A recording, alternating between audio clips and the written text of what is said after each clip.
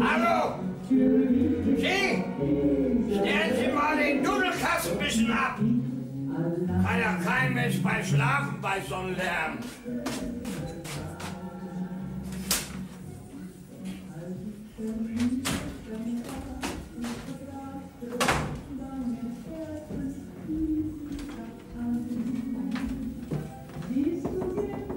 Warum haben Sie denn die schöne Musik abgestellt? Stellen Sie die doch wieder an! Da kommt man so schön in Schwung bei.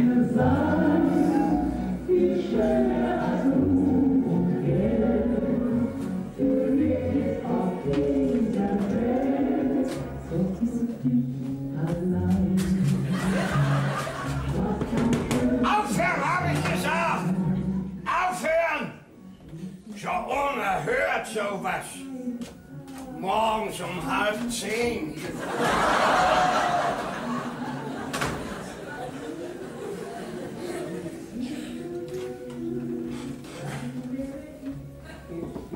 Wo haben Sie uns doch wieder abgestellt? Das ist gerade meine Lieblingsmelodie. Stellen Sie mal wieder an.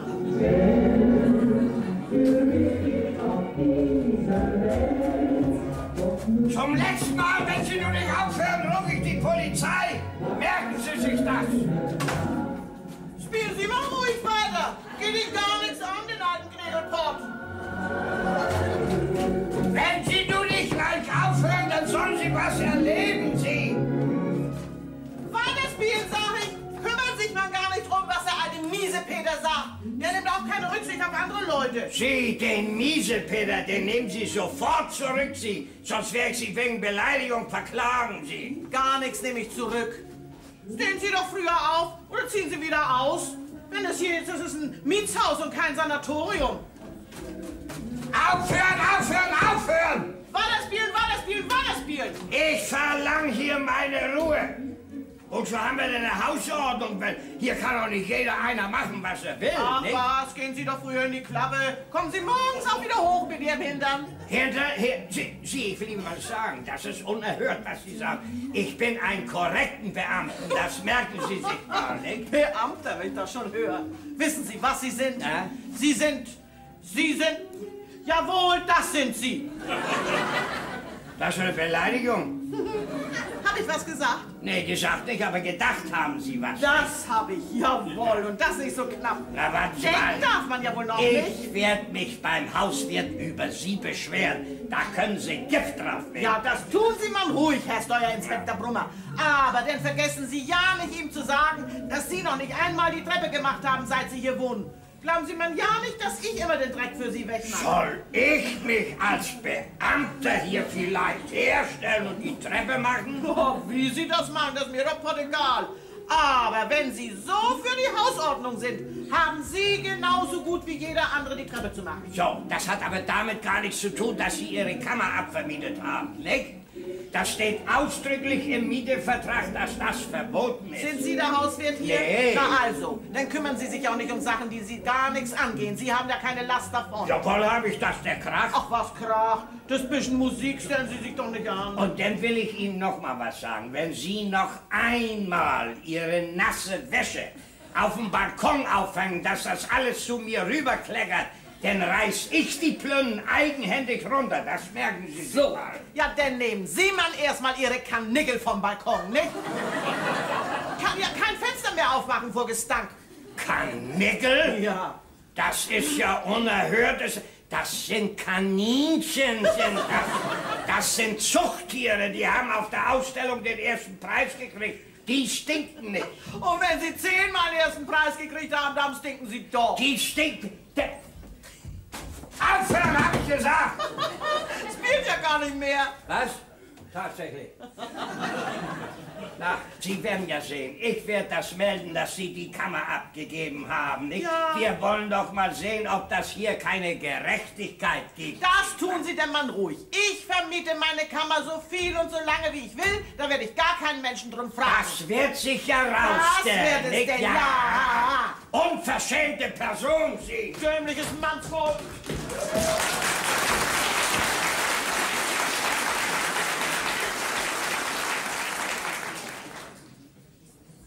Also, wenn mich nicht alles täuscht, war hier doch wieder der schönste Krach im Gange. Ach, zu schade, dass ich das nicht alles mitgekriegt habe, was da wohl wieder los war. Doch mal sehen, ob ich das nicht rauskriege, was die wieder miteinander hatten. Morgen, Frau Knupp. Ach, kann ich vielleicht mal bitte den Waschküchenschlüssel haben? Ich wollte gern ein paar Stücke auswaschen. Oder sind Sie noch nicht fertig in der Waschküche? Ja, in der Waschküche wohl, aber den Boden habe ich noch voll hängen. Ach, das macht ja gar nicht. Ich habe mal ein bisschen klein, komm. Kann ich ja dabei hängen, ne? Ja, wie Sie wollen.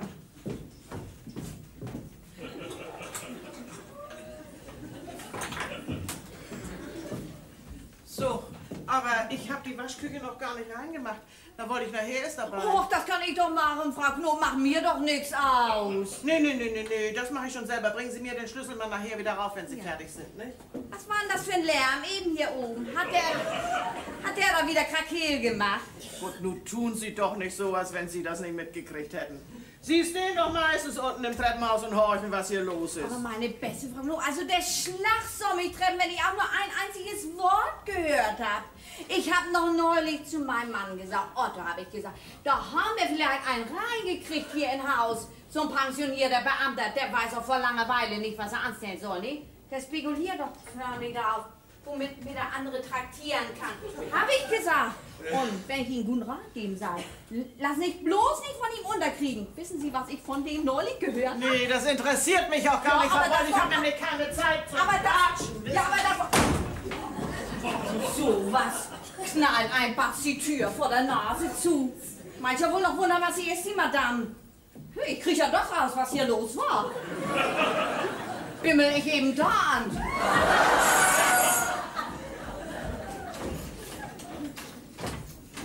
Guten Morgen, Herr Brummer. Na, haben Sie ausgeschlafen? Ja. Ach, Herr Brummer, ich wollte Sie nur fragen, ob ich vielleicht für Sie die Treppe mitmachen soll. Ich meine nicht, dass ich mich aufdrängen will, aber Sie können sich als Mann ja nun nicht gut herstellen und hier die Treppe machen, nicht? Und mir macht das wirklich nichts aus. Ach, das ist aber sehr nett von Ihnen, Frau Boll. Ich will das ja auch gern bezahlen, Herr nicht? Brummer, das sollen Sie doch nicht bezahlen. Das tue ich doch gern, das ist doch sozusagen Nachbarspflicht, Ach, ne? das ist aber sehr freundlich. Dann brauche ich mir wenigstens von Frau Knob keine Vorhaltung machen zu lassen, nicht? Ging der Krach darum? Ja, ich habe so ein bisschen gehört, aber ich habe das ja nicht eins mitgekriegt. Na, wissen Sie, die hat das ja gerade nötig, sich aufzuregen. Na ja. Stellen Sie sich mal vor, will ich eben in die Waschküche nebenbei, wenn ich für Sie ein paar Stücken mit auswaschen soll. Tue ich gern. Hat die doch noch nicht die Waschküche sauber. Und dann will die sich aufregen, dass Sie die Treppe nicht gemacht haben. Also was gibt es doch für Leute? So, darum ging der Krach. Ach, nicht alleine darum. Ich habe es mir bloß in aller Ordentlichkeit verbeten, dass Ihr Untermieter das Grammophon so laut anstellt. Untermieter. Ja, da haben Sie eben Untermieter gesagt. Ja. Seit wann hat die denn einen Untermieter? Ja, das weiß ich nicht. Jedenfalls wohnt da eine in ihrer Kammer, nicht? Guck einer an, die hat einen Untermieter. Wer ist das denn? Ja, das kann ich nicht sagen, nicht? Das weiß ich nicht. Aber es steht doch ausdrücklich im Mietevertrag, dass das verboten ist. Ja, aber natürlich, da haben Sie recht. Das brauchen wir uns auf keinen Fall gefallen zugelassen. Wer weiß, was der uns alles ins Haus schleppt. Nun guck einer an, mit hier einen Untermieter. Also sowas. Doch gleich mal den Hauswirt sagen. Sie brauchen ja nun nicht zu erzählen, dass ich das gesagt habe. Man will ja nicht gleich als Tratschliese gelten, nicht? Nee, na ja, ich hätte ja auch gar nichts gesagt, wenn die nicht so unverschämt geworden wäre und hätte zu mir Miesepeter gesagt. Na sowas, aber auch das hat sie gesagt. Hat sie gesagt. Naja, was kann man von der auch anders verlangen, Herr Brummer? Scheuerfrau. Na ja. Zeitung trägt sie auch aus. Na, ist Herr ehrliche Brummer, Arbeit. können Sie sagen, was Sie wollen, die passt hier einfach nicht ins Haus. Ich habe neulich noch zu meinem Mann gesagt, Otto, habe ich gesagt, was haben wir für ein Glück gehabt, dass wir Herrn Brummer hier reingekriegt haben. Der Mann, der passt doch wenigstens zu uns. Mein Mann ist nämlich auch ein Beamten bei der Eisenbahn. Er verkuppelt die Wagen. Darum fühle ich mich aber trotzdem nicht zu schade für Sie, die Treppe zu machen. Ja, nee, Herr Brummer, das ist ja- Arbeit schenkt ja nicht. Ne? Ich gehe doch gleich nachher ran. Ich muss nur aber runter, ich habe einen Pott auf dem Feuer. Ja, ist Herr Brummer, gut, bis Frau nachher. Voss. Nicht? Und Sie können sich ganz abladen. nee. Einmal um Feuer bringe ich mit. Ja, Herr Brummer, nee, das ist nicht? ja Tschüss, ganz Herr klar. Brummer, tschüss.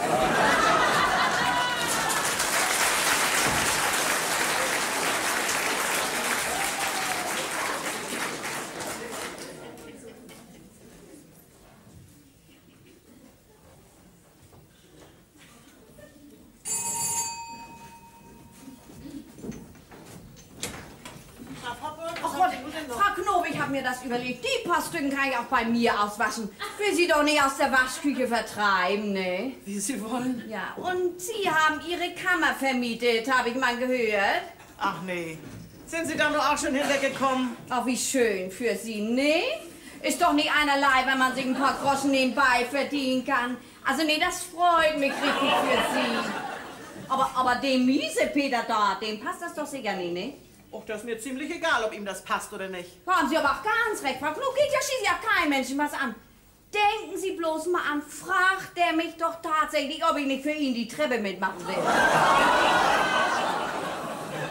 Stellen Sie sich das mal vor, ich als Beamtenfrau soll mich hierher senden, für ihn den Schiedenkleier spielen. Na, so weit kommt es, ne? Haben Sie den netten Untermieter gekriegt, wenn ich fragen darf?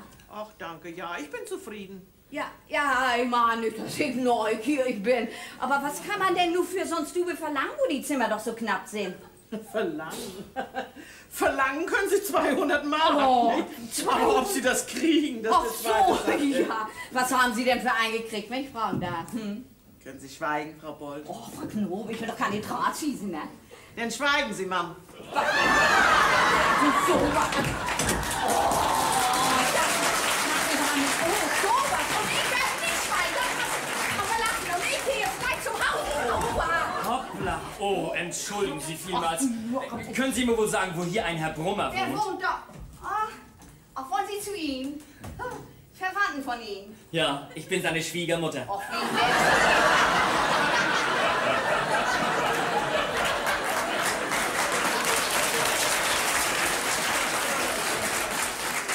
Seine was? Aber nicht weiter sagen, hören Sie? Sie wollen mich wohl am Arm nehmen, wa? Nee, dafür suche ich mir was Jüngeres aus. Dummer Bengel.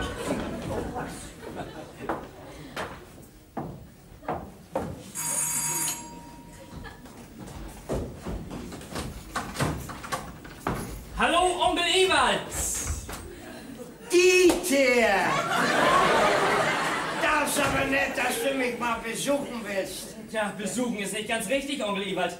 Ich wollte nämlich hier bleiben, bei dir. Was, hier bleiben? Warum das denn? Ja, ich will weg von zu Hause. Warum denn das? Weil mein Vater, der dein Bruder ist, nicht so will wie ich. Darum. Aber musst du dir das hier alles im Treppenhaus erzählen? Nee, natürlich nicht. Geh mal rein. Ja, danke.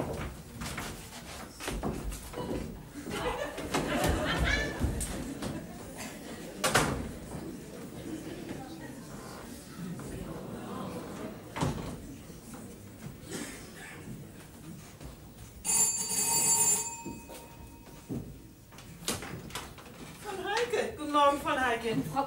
Frau Knob, ich habe ja so ein Pech gehabt. Ich wollte meine Strümpfe zum Trocknen ans Fenster hängen und davon ist einer auf Brummers Balkon rübergeweht. Ach du liebe Zeit, auch das noch. Was machen wir denn nun bloß? Tja, ein Unglück kommt selten allein, nicht? Wie kriege ich den bloß wieder? Ja, freiwillig wird ihn wohl nicht wieder rausgeben. Nach dem Krach von heute Morgen schon gar nicht. Warten Sie mal, wir wollen mal versuchen, ihn mit dem Besen zu angeln, nicht? Augenblick mal.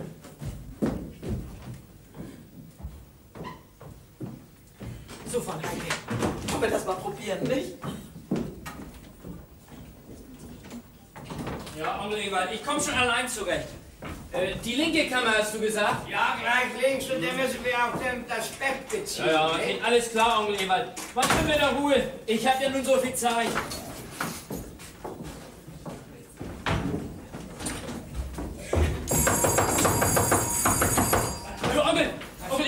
das spukt da, das spukt. Was du das? Ja, was ich gesagt habe, Onkel Ewald, das spukt da in der Du bist ja Kammer. wohl im Kopf nicht richtig.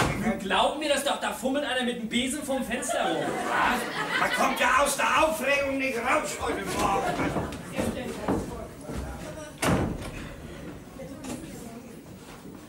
Nee, Frau Heike, so geht es auch nicht. Wir raken ihm ja auch die ganzen Blumenpötte da vom Balkon runter. Da wird wohl nichts anderes übrig bleiben, als bei ihm zu klingeln, nicht? No, das mache ich schon, Frau Heike. Gehen Sie mal hin, ziehen sich an und dann kommen Sie zum Frühstück rüber, nicht?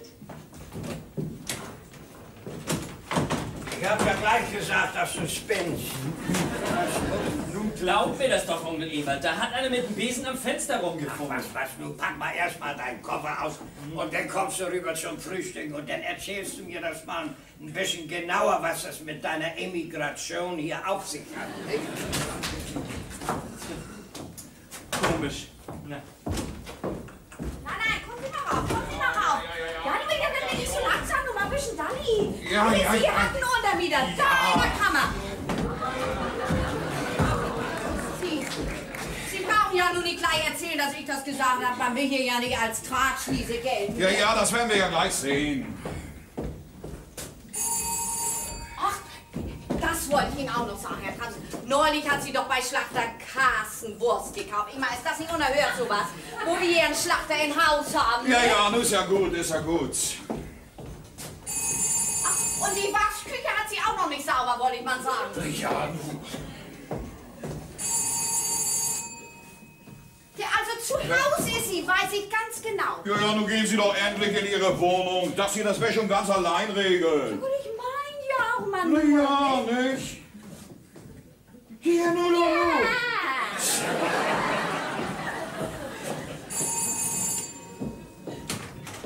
Ist was? Ach, mal Herr Tamsen. Tja, ich möchte gern mal was mit Ihnen besprechen, Frau Knob. So, was verschafft mir denn die hohe Ehre, Herr Tamsen? Sie haben Untermieter und Sie wissen doch, dass das verboten ist. Oh Gott, das ist doch nicht alles verboten auf der Welt und die Menschen tun es doch, ne? Zum Beispiel einer Frau auf den Hintern zu klopfen, wenn sie gerade dabei ist, die Treppe sauber zu machen. Oder zu nachtschlafender Zeit mit einer Flasche Wein zu einer alleinstehenden Frau raufzukommen, wenn die eigene Frau verreist ist. Oder zum Beispiel im Treppenhaus rumzustehen und zu horchen und dann damit loszulaufen, was andere Leute miteinander abzumachen haben. Erst wenn mich das interessiert. So, die sind wir los. Na, und was haben Sie nun wirklich auf dem Herzen, Herr Tamsen? Naja, ich komme wegen Ihrem Untermieter. Das geht doch nicht, Frau Knob. Worum geht das nicht? Naja, weil das im Mietvertrag steht. Ach, weil es auf so ein Stück Papier steht, soll ich nun so ein armes Menschenkind wieder auf die Straße setzen? Nee, Herr Tamsen, da kommt nichts nach. Na, aber liebe Frau Knob, verstehen Sie denn nicht? Wir kriegen doch bloß Scherereien mit den anderen Leuten im Haus. Ich will doch bloß das Beste. Ja. Alle wollen sie immer bloß das Beste. Darum kommt da auch nichts Ordentliches bei raus. Naja, jedenfalls muss der Untermieter wieder raus. Ich kann das einfach nicht zulassen. Schon wegen der anderen Leute nicht. Sie kümmern sich sonst ja auch nicht so viel darum, was die anderen Leute sagen, nicht? Sonst würden sie mir wohl nicht dauernd die Tür einlaufen. Aber das hat damit doch gar nichts zu Wohl tun. hat das damit was zu tun, weil ich nicht so wollte wie Sie. Darum ist alles verkehrt, was ich mache. Nichts wird mehr heil gemacht bei mir. Wenn ich daran denke, was Sie mir alles versprochen haben, wenn ich mal ein bisschen nett zu Ihnen sein würde. Aber Pustekuchen, wenn ich auch mal eine arme Kriegerwitwe bin, darum habe ich doch noch sowas wie eine Ehre im Leib und die lasse ich mir nicht abkaufen. So, Herr Tamsen, nun sehen Sie mal zu, dass Sie heil wieder nach unten kommen, nicht? Aber passen Sie auf, da in der 2. Etage ist das Geländer los. Müsste der Hauswirt mal machen lassen. Und dass Sie es mal wissen, mein Untermieter bleibt wohnen. Basta. Ja, aber liebe Frau Knob, nur hören Sie doch mal zu. Junge. Hat sie ihre Haare auf den Zähnen. Na gut, dann werde ich das eben schriftlich abmachen. Aha. Sie sind wohl der Untermieter, was? Richtig geraten. Und Sie laufen wohl Reklame für das Wirtschaftswunder, was? Werden Sie nicht frech, junger Mann. Sie ziehen sofort wieder aus, verstanden? Da denke ich gar nicht dran. Ich freue mich, dass ich ein Dach über dem Kopf habe. Wenn das mal noch bloß eine Bruchbude ist. Ja. Nicht aufregen. Das ist für dicke Menschen nicht ganz ungefährlich. Und ich sage Ihnen, wenn Sie nicht bis heute Abend mit Sack und Pack verschwunden sind, werde ich Sie wegen Hausfriedensbruch verklagen. Haben Sie mich verstanden? Nee, nicht ein Wort. Damit Sie nun aber ganz klar sehen, ich denke da gar nicht dran, wieder auszuziehen. Herr Schlachtermeister. Das werden wir dann doch mal sehen. Das werden wir. Nicht möglich. Das ist ja... Ach, Herr Trump. Ach, guten Morgen, Herr Trump. Na, morgen, Brummer. Ach, das ist ganz nett, dass Sie gerade da sind. Ich wollte nämlich was mit Ihnen besprechen. Ja, ich weiß schon. Wohl wegen dem Untermieter. Ja, ganz richtig. Na, da machen Sie sich mal keine Sorgen drum, Brummer, das regle ich schon. Auch das ist nett von Ihnen, Herr Trump. Und der junge Mann da weiß auch Bescheid. Jawohl, weiß Bescheid. Wollen doch mal sehen, ob wir hier nicht Ordnung kriegen im Haus. Morgen, meine Herren. Morgen, Herr Trump. Das sag ich auch. Ordnung muss sein. Was so Ordnung? Was meint er denn damit? Guck mal an, Onkel Ewald. Was ist denn mit dir? Ein Damenstrumpf. Du bist mir ja ein ganz schlimmer Ding. Er lag auf meinem Balkon. In meinem Milchtopf. Was du nicht sagst. Den hat die Hexe wohl verloren, die vorhin mit dem Besen am Fenster zugange war. Ja, werde ich nun mal meine Meinung sagen. Aber ganz gehörig.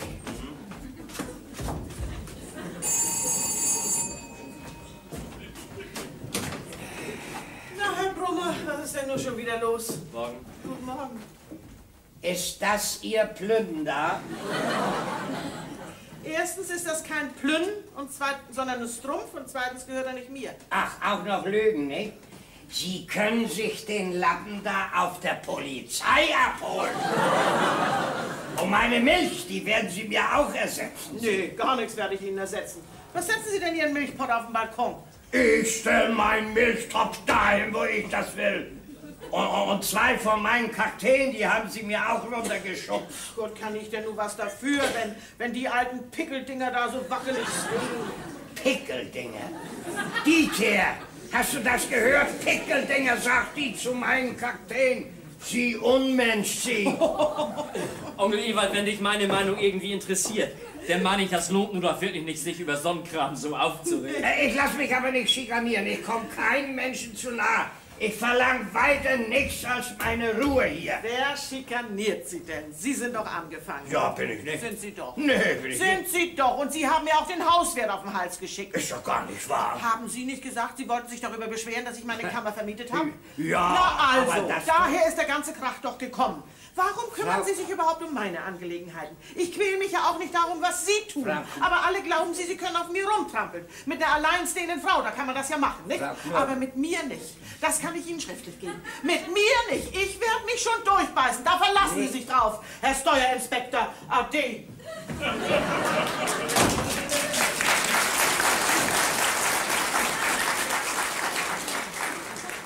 Ade.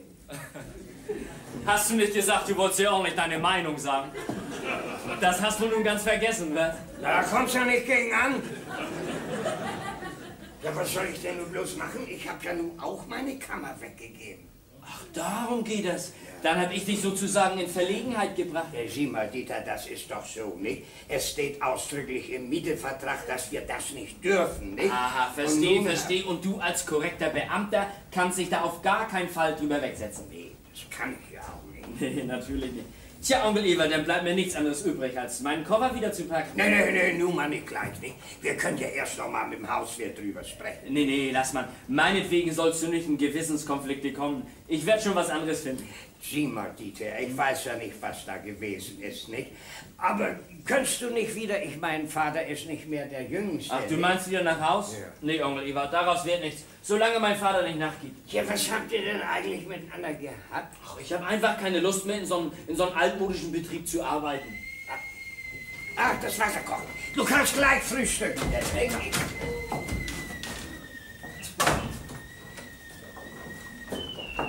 Oh la la. Mann. Ach, entschuldigen Sie, ist das wohl Ihr Strumpf? Ach ja, der ist aus Versehen auf Ihrem Balkon rübergeweht. Vielen Dank. Oh nee, mein Fräulein, so geht das nun nicht. Da muss zumindest ein kleiner Finderlohn bei rausspringen. So. Und was haben Sie sich so gedacht, wenn ich fragen darf? Na, zum Beispiel, dass Sie heute Abend mit mir ins Kino gehen. Junge, Sie gehen aber ran. Legen Sie immer so ein Tempo auf? Wenn mir ein junges Mädchen gefällt, ja. Na, dann behalten Sie mal den Strumpf. Der Einsatz ist mir ein bisschen zu hoch. Schade. Bin ich Ihnen denn so unsympathisch? Das gerade nicht, aber Ihr Tempo beunruhigt mich. Wenn Sie nämlich so weitermachen, bin ich schon in 14 Tagen Großmutter. Auf den Mund gefallen sind Sie gerade nicht, das muss ich schon sagen. Wohnen Sie auch hier im Haus? Auch? Sie denn etwa auch? Ja, da. Und ich da. Aha. Dann sind wir ja sozusagen Nachbarn. Sozusagen, ja. Oh, schade. Wieso schade? Ja, ich meine, weil ich wieder ausziehen muss. Mein Onkel ist nämlich bange, dass er Scherereien bekommt, meinetwegen. Und darum muss ich wieder ausziehen. Danach zu urteilen, wohnen Sie noch nicht lange hier im Haus. Noch keine 10 Minuten. Ich dachte ja, dass ich bei meinem Onkel unterkriechen könnte. Ich bin nämlich weggelaufen von zu Hause, müssen Sie wissen. Ich hatte das satt, immer wie so eine Art Lehrling von meinem Vater in seinem Betrieb behandelt zu werden. So, und nun? Nun? Tja, nun suche ich ein junges Mädchen im besten Alter, das mich adoptiert. Dann wünsche ich Ihnen viel Glück. Danke, danke. Aber ich glaube, ich habe schon eins gefunden. So? Sie. Sie gefallen mir nämlich und deswegen bleibe ich nun doch hier wohnen. Und was versprechen Sie sich davon? Zumindest doch eine nette Nachbarschaft. Und das ist doch erstmal die Hauptsache, ne? Das erzählen Sie mein Lieber erstmal Ihrem Onkel. Der scheint nicht so viel von der Nachbarschaft zu halten. Wieso? Och, der hat mir doch heute Morgen beinahe die Tür eingeballert. Bloß, weil ich meinen Plattenspieler ein bisschen zu laut angestellt hatte. Ach ja, Onkel Ewald. Wissen Sie, ihm fehlt auch die Frau. Ja, früher, als er noch jeden Tag zum Finanzamt ging, da ging das noch mit ihm, aber nun, wo er pensioniert ist, da wird er von Tag zu Tag grantiger. Ja, aber ich erzähle Ihnen hier meine intimsten Familienangelegenheiten und ich weiß noch gar nicht, wer Sie sind. Da Sie das ja scheinbar nicht für nötig halten, sich als Nachbar vorzustellen, muss ich das wohl erstmal tun, nicht? Also, ich heiße Heike Seefeld und wohne hier als Untermieter bei Frau Knob.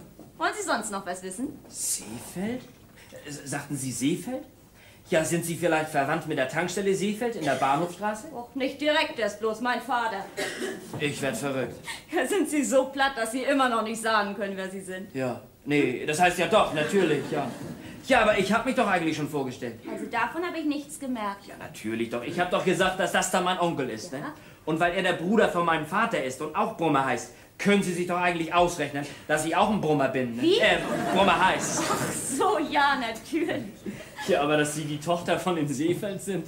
Ja, kommt Ihnen das denn so komisch vor? Nee, natürlich nicht, aber ich dachte, die Tochter von der größten Autoreparaturwerkstatt, die sich doch bestimmt alles erlauben kann, die wohnt hier in so einer kleinen Dachkammer. Ich dachte, sowas gäbe es bloß bei uns ein. Haben Sie eine Ahnung, wie oft ich unseren ganzen Betrieb schon verflucht habe? Och, das geht ja so weit, dass ich mir nicht mal mehr allein einen Mann aussuchen darf. Ich muss ans Geschäft denken, meint mein Vater, und einen Fachmann heiraten. Ach, und darum sind Sie... Ja, darum. Frau Knob war so nett und hat mich hier aufgenommen. Sie macht bei uns die Kontore rein. Ja, und was nun? Tja, was nun? Weil ich ja leider noch ein bisschen zu jung bin für ein Altersheim, muss ich mir ja wohl einen Job suchen, nicht? Was das nicht alles gibt? Das sagen Sie mal. Da freut man sich nun, dass man die Eltern endlich groß hat und dann machen sie einem solche Scherereien. Dieter! Ja.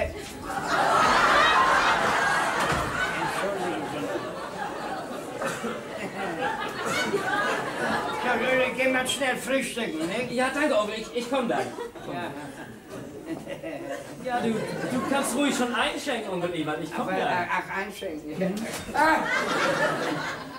Geschmack hat der Bengel, das kann man nicht anders sagen.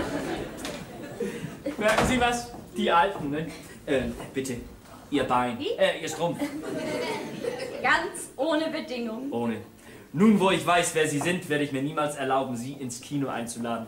Bei mir langt das nämlich höchstens für die ersten 10 Reihen.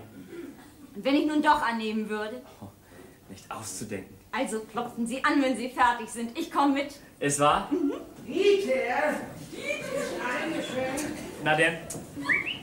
Onkel, ich bleib nun doch hier wohnen! Ach, von Heike, ich wollte sie gerade zum Frühstück holen. Komm schon, Frau Knob. Und gucken Sie mal, meinen Strumpf habe ich auch wieder.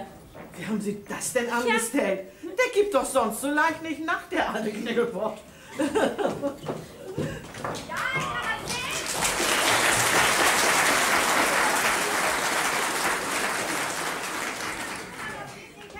Ja, Das geht ja nun wirklich zu weit. Sie müssen nachher die hohen Stromkosten bezahlen. Und so ein Hauswirt hat er doch so schon sauer genug mit all den Reparaturen, ne? Aber da denken so eine Leute ja überhaupt nicht über nach. Also wenn ich nicht mehr auf alles so aufpassen würde hier, oh, hau. Naja, nun ist ja gut. Aber wo wir gerade mal allein sind, Frau Bold, denken Sie auch mal daran, Ihr Konto in meinen Laden auszugleichen. Sonst kann ich Ihnen leider nichts mehr verkaufen. Also die paar Mark schmeißen Sie ja nicht gleich um, ne? Paar Mark? Das sind immerhin dicht an 100. Zu verschenken habe ich auch nichts, Frau Bold. Und erst muss ich doch mal meinen Fernseher abbezahlen, ne? Wird einem natürlich wieder nicht gegönnt. Aber da ist ja gar keine Rede von. Man darf aber auch nicht über seine Verhältnisse reden. Versucht man nur ehrlich und reell durchs Leben zu kommen, dann merkt man gleich den Neid und die Abgunst von den anderen, wenn man mal ein bisschen mehr hat wie sie. Ich reg mich ja auch nicht darüber auf, wenn die da ihre Kammer für 200 Mark vermietet, nicht? Was? 200 Mark? Hat sie mir selbst erzählt, aber ich will nichts gesagt haben. Das ist ja Wucher, ist das ja. Ja, ne? Aber so sind die Menschen, die Notlage von anderen ausnutzen, das können sie. Also ich möchte bloß mal wissen, was das für ein Dämlack ist, der da eingezogen ist. Dass der so dösig ist, für so ein Loch so viel Geld zu bezahlen. Ja, nur gehen Sie mal endlich in Ihre Wohnung. Das hier, das werde ich schon ganz allein regeln. Was haben Sie denn da für einen Brief? Ja, was das ist? Das ist Ihre Kündigung. Ja, wenn sie ihren Unter wieder nicht rausschmeißen will, dann muss sie eben ausziehen. Ja, so ist richtig. Ja. So hätte ich das auch gemacht. Ja, nur mal gut, nicht? Nur mal nach. Hey, Frau Holt. Herr Tramsi. Vergessen Sie mal nicht, Ihre Wohnungstür von drinnen zuzumachen, ne? Gut, als wenn ich neugierig bin. Ja, nun. Ja.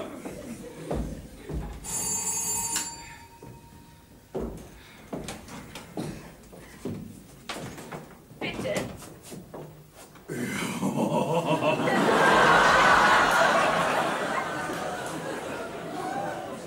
Ja, ich hätte... Ja, erstmal wollten Sie doch sicher Guten Morgen sagen, nicht? Ach so, ja, natürlich, ja. Schönen guten Morgen. Morgen, Herr Schlachtermeister.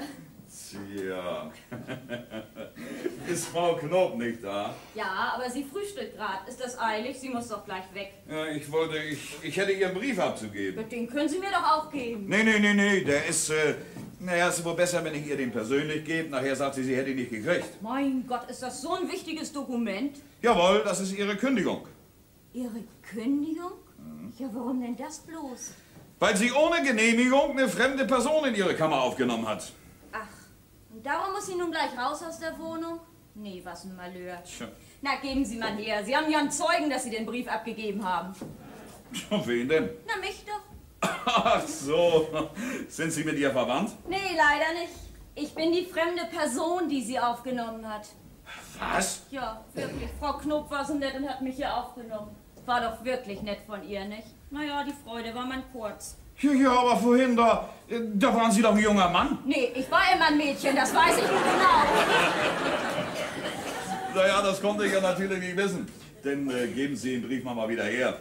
Ach, sehen Sie, ich wusste doch gleich, dass ich mich nicht getäuscht hatte. Naja, man will ja auch nicht gleich einen Menschen unglücklich machen, nicht? Nee, Sie sind aber wirklich nett. Ach was, so.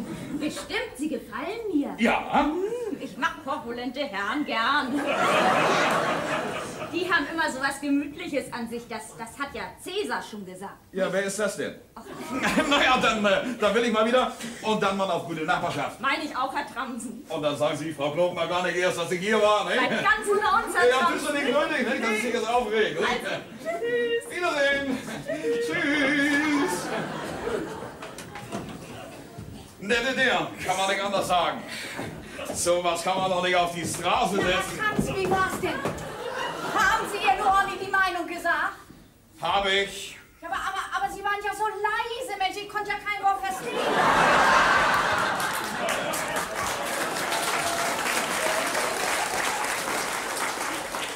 Dann haben Sie also doch wieder auf der Lauer gelegen. Man interessiert sich ja schließlich für das, was hier im Haus so vor sich geht. Was hat sie denn gesagt? Sie sagte, Sie sollen sich nicht um Sachen kümmern, die Sie nichts angehen. Das sagte sie. Haben Sie ihr denn erzählt? Gar nichts was habe ich und du lassen Sie mich in Ruhe. Verstanden? Was hier im Haus zu regeln ist, das regel ich schon ganz allein. Da brauchen Sie Ihre Nase gar nicht erst zwischenzustecken. Meine Güte, Mist. Ich hab ja gar nichts gesagt. Na, das kann hier im Haus ja noch einen schönen Krawall geben.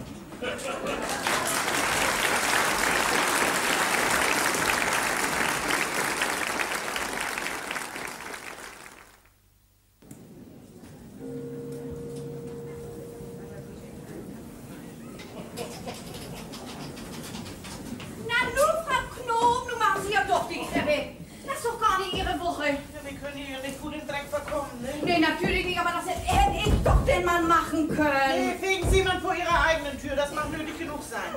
Sie müssen das ja wissen. Ich hätte das jedenfalls nicht getan. Erst beschwert er sich über Sie bei Tramsen und dann stellen Sie sich hin und machen hier noch die Treppe für ihn. Stehen Sie mir nicht immer unter den Füßen rum, ich habe es eilig. Oh ja, ich auch. So an Alters Abend hat man doch immer allerhand um die Ohren, ne? Und Geld kann man ausgeben. Allein 8,40 Mark beim Schlachter. Aber nützt ja nichts. Soll ja man immer was am Tisch stehen, ne? Nebenbei bei Tramsen kaufe ich ja nicht mehr. Fällt mir doch gar nicht ein, so wie der sie behandelt hat. Und dann ist er ja auch immer noch ein paar Groschen teurer als die anderen, ne?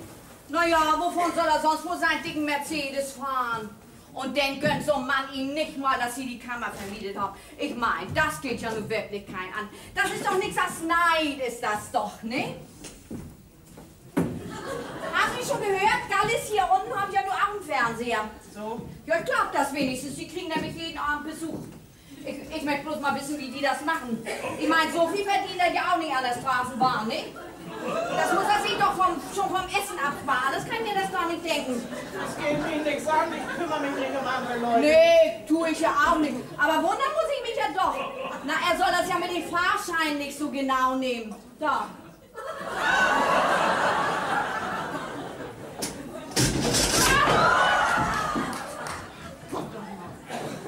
Was will denn nun mit Ihren Untermietern? Frau Knob, muss der nun wieder raus? Das weiß ich nicht. Wissen Sie, was Tramsen zu mir gesagt hat? Hat der doch tatsächlich zu mir gesagt, wenn Frau Knob ihren Untermieter nicht wieder rausschmeißt, muss sie selbst raus. Na, dem habe ich aber vielleicht meine Meinung gesagt. Was habe ich gesagt? Sie wollen alleinstehende Frau auf die Straße schmeißen. Ja, das habe ich gesagt. Schämen Sie sich denn gar nicht? Haben Sie denn vergessen, dass Sie auch mal mit der Kiebe auf dem Nacken von Tür zu Tür gelaufen sind? Sie Nörike, habe ich gesagt. Und dann... Eine Zeit länger, ich muss jetzt die Mappen ausklopfen. Oh ja, das schleppt böse rein, augenblicklich, ne? Ja, das mögen Sie wohl sagen. Gibt immer Leute, die Dreck genug ins Haus schleppen. Na, oh. Also was will Sie da nur wieder mit gesagt haben? Ich geht nicht. Also die Frau, die sitzt doch voll von Spitzen, sitzt sie doch voll da.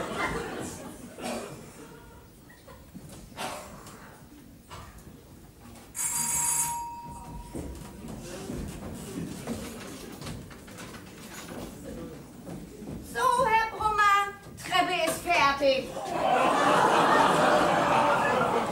Brauchen Sie sich doch die Quagerei von ihr nicht mehr anzuhören, ne? Das ist aber nett von Ihnen. Ah, das habe ich ja gern getan. Ja, Ne? was bin ich Ihnen schuldig? Ach, Herr Brummer, sollen Sie doch nicht für bezahlen. Nee. Na ja, ich meine, damit Sie sich mir gegenüber nicht verpflichtet fühlen, geben Sie mir 5 Mark, ist der Traum aus der Welt. Ja.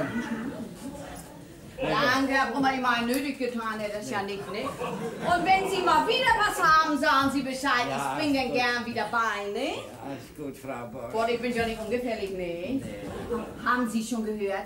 Sie soll ja nur aus der Wohnung raus. Wer denn? Na, wegen dem Warum denn? Untermieter doch. Ist ja auch nicht mehr als recht und billig. Wo kämen wir wohin, wenn hier jeder tun und lassen könnte, was er wollte, ne? Ach, na, das hätte doch nun nicht nötig getan, ihr gleich die Wohnung zu kündigen.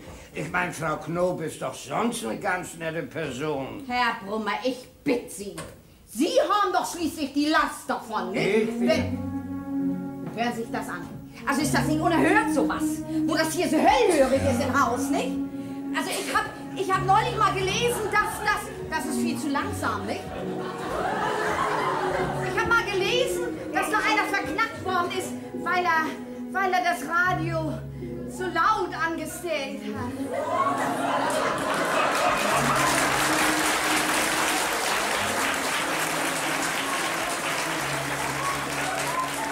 Das ist Körperverletzungsstand.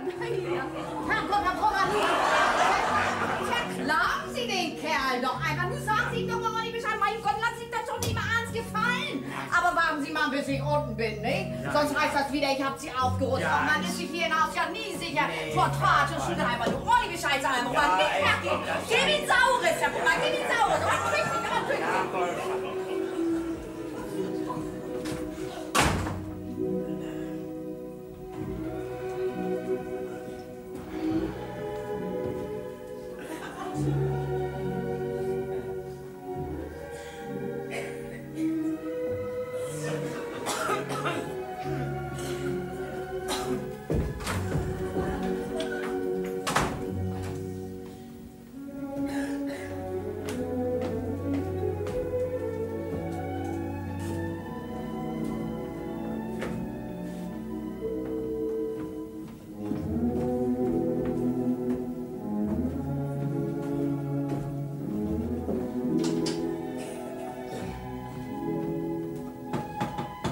Fräulein Heike, können Sie die Musik bitte ein bisschen leiser stellen?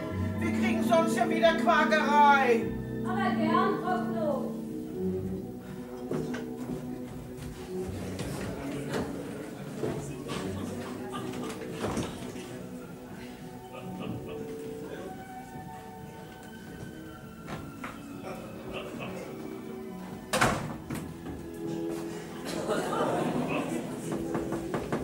Hallo, Fräulein. Herr Brummer? Ach, stellen Sie die Musik doch ein bisschen lauter. Ich kann gar nichts mehr hören da drin. Ja, also das ist doch wohl nicht wahr, Herr Brummer. Sie wollen Musik hören? Gestern Morgen, da... Ach, was gestern Morgen, da war ich ein bisschen nervös, ne? Und ich habe das auch gar nicht so gemeint und ich wollte auch jetzt um Entschuldigung Herr bitten. Brummer. Bitte.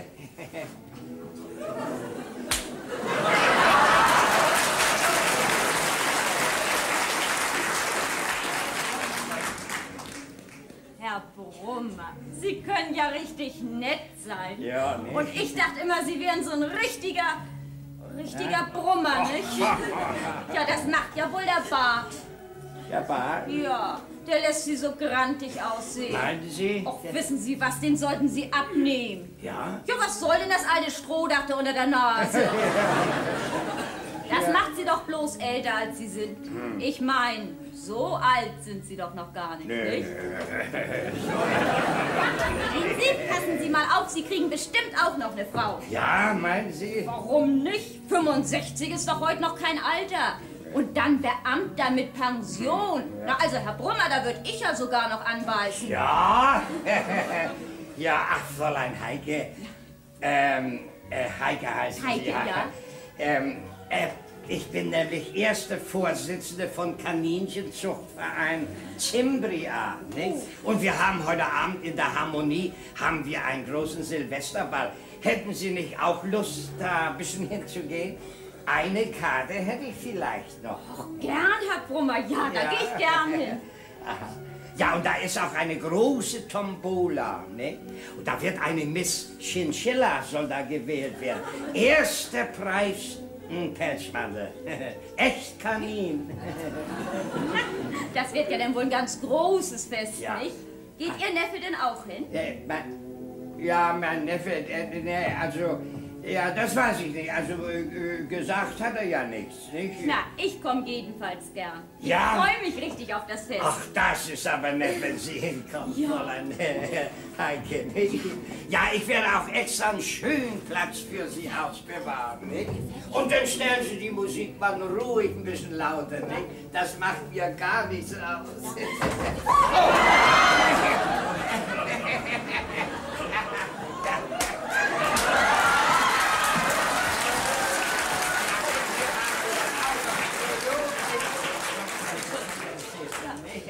Also dann auf Wiedersehen. Den Prolog, den können Herr Sie... Brummer, da wohnen Sie. Da. Ach, ja.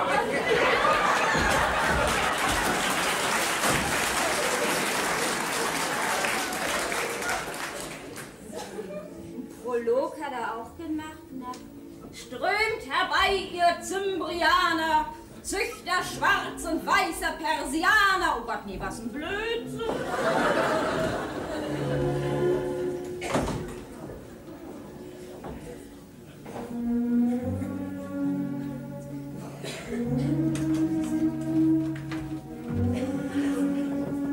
Fräulein Heike, jetzt haben Sie die Musik ja doch wieder so laut.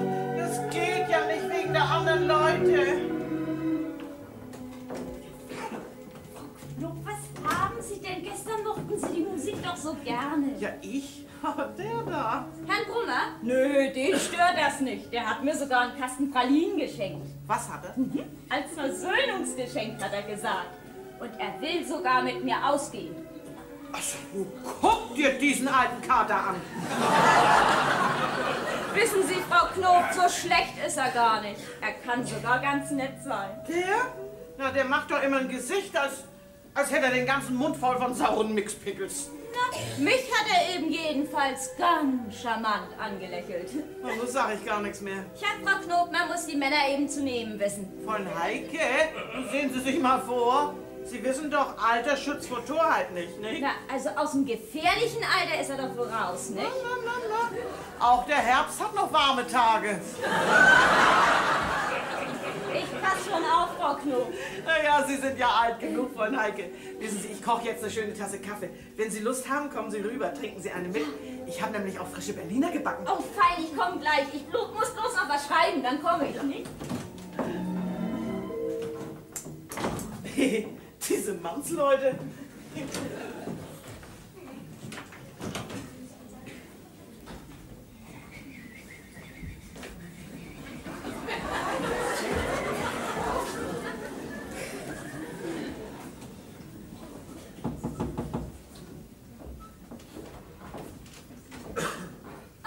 Herr Tramsen.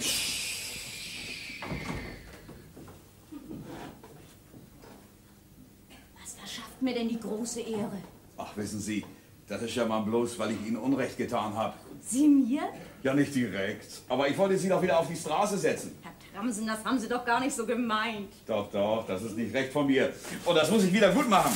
Und darum, da habe ich Ihnen hier so einen kleinen Blumenstrauß mitgebracht. Oh, Bitte? Nee, Herr Tramsen, Sie verwöhnen mich ja. Och, das ist ja nicht der Rede wert, nicht?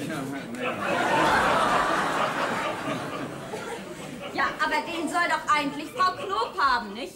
Die wollten Sie doch raussetzen. Ja, aber doch Ihretwegen. Also kommen Ihnen die Blumen doch zu. Ach nee, die schönen Rosen. Ja. Schenken Sie Ihrer Frau manchmal auch so schöne Blumen? Ja, meiner Frau, wenn Sie wüssten, Fräulein... Heike heiße ich. Oh, Fräulein Heike. Ich weiß ja nicht, ob ich Ihnen damit kommen darf. Aber sehen Sie mal, wir haben ja heute Abend den Silvesterball. Von dem Kaninchenzuchtverein Zimbria. Woher wissen Sie denn das? Ach, das habe ich irgendwo so gelesen, nicht? Ja, sehen Sie mal, und meine Frau, die geht ja nicht nach sowas. Und immer allein, das macht man ja auch nicht. Und darum meine ich, hätten Sie wohl Lust? Eine Karte hätte ich wohl noch. Gerne, Herr Tramsen, wenn ich Ihnen damit einen Gefallen tun kann, aber Oh, sicher. das ist ja aber nett von Ihnen. Ja, Aber nun muss ich meine Blumen erstmal ins Wasser stellen. ja, das tun Sie, Mann. Ne? Und der bis heute Abend, ne? Und ich werde auch einen schönen Platz für Sie frei halten. Oh, nett, Herr Tramsen. Tschüss. Wiedersehen. Junge. Ich glaube, der Einsatz lohnt sich. Hey! Können Sie sich denn nicht ein bisschen vorsehen? Entschuldigen Sie vielmals, aber die Treppe ist leider ein bisschen eng für so Wirtschaftswunderkinder, nicht? Sagen Sie mal, sind Sie nicht der junge Mann von gestern Morgen? Stimmt. Und darf ich mal fragen, was Sie hier zu suchen haben? Dürfen Sie. Sie dürfen überhaupt alles, was Sie wollen. Ich bin nämlich glücklich. Das sehen Sie, ganz schrecklich glücklich. Na! Aber das könnte ja woanders sein, das ausgerechnet hier in meinem Haus. Nee, leider nicht. Denn hier im Haus wohnt nämlich mein Glück. Aber das können Sie in Ihrem Alter wohl nicht mehr begreifen. Ja, was fällt Ihnen ein? Ich bin ein Mann in den besten Jahren. Oh, nicht böse sein. Hören Sie, das passt so gar nicht zu meiner Stimmung. Ja, Sie haben mir aber immer noch nicht gesagt, was Sie hier zu suchen haben. Ich wohne hier, wenn Sie das beruhigt. Nee, mein lieber Mann, darauf falle ich nicht mehr rein. Ich kenne nämlich nur den Untermieter. Ich wohne aber wirklich hier. Nämlich hier bei meinem Onkel in der Kammer. So, nun wissen Sie das. Was, bei Brommer? So ist das. Tja, also nun wird's ja wohl reißen. Hier macht ja wohl jeder, was er will. Als Beamter soll er eigentlich wissen, dass das verboten ist. Das weiß er auch. Aber was soll er machen, wenn ich einfach nicht wieder ausziehe? Das werden wir dann doch mal sehen. Sie hören noch von mir, junger Freund.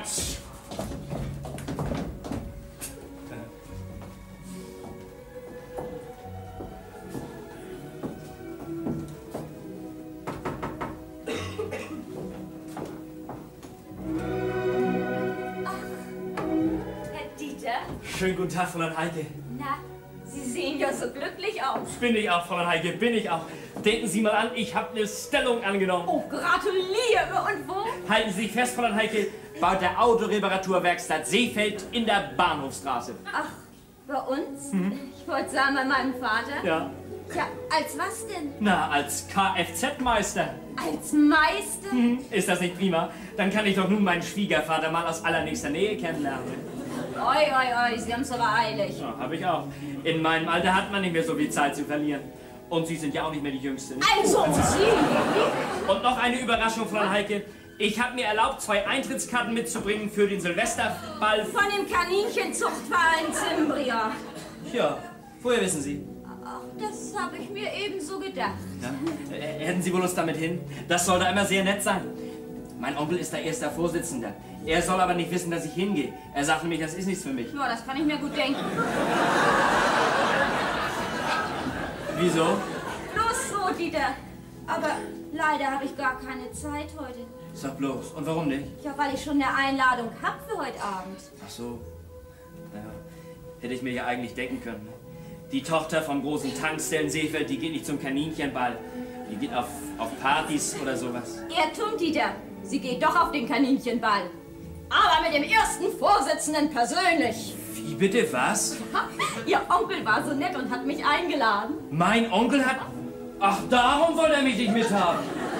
Und von Tramsen habe ich auch noch eine gekriegt. Also das ist denn doch... Tja, ich bin eben der Typ für ältere Herren.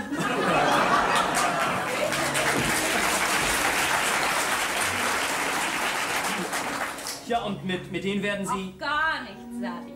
Hingehen, das tun wir beide.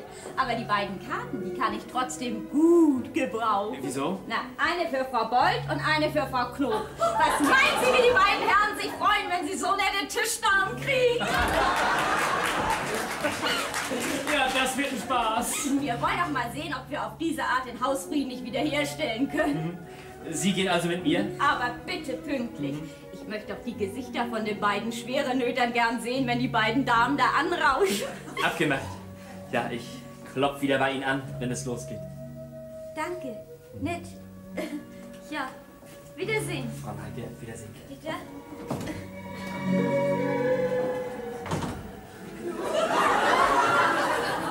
Ach, ist das ein Mädchen. Ich bin bis über beide Ohren verknallt. Was soll da bloß raus werden?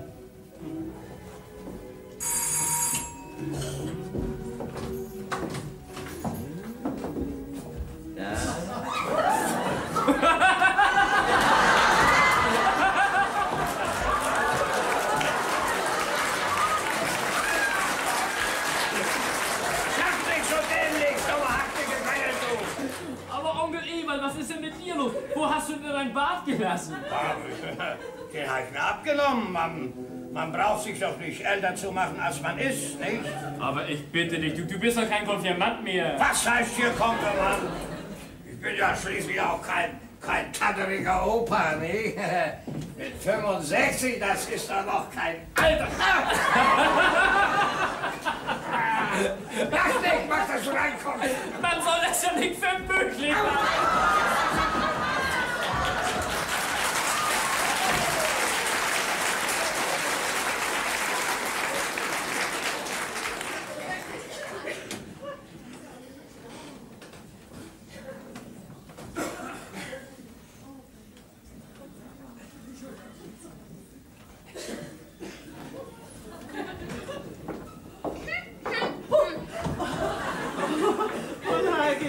Gerade zum Kaffee rüberholen. Sagen Sie mal, was machen Sie denn da, Frau Knob? Spielen Sie Weihnachtsmann? Gut. Ich dachte, zu Silvester soll er wenigstens ein paar Berliner haben. Nicht? Nö, Sie sind aber wirklich ein Engel. Verdient er das ja nicht, der alte Knickelpott. Lassen Sie, Mann. Jeder Mensch hat seine Fehler. Ach, übrigens, ich habe ja noch was für Sie. Für mich? Mhm. Bitte? Was ist das denn? Eine Eintrittskarte für den Silvesterball von dem Kaninchenzuchtverein. Hat Herr Brummer mir für Sie gegeben.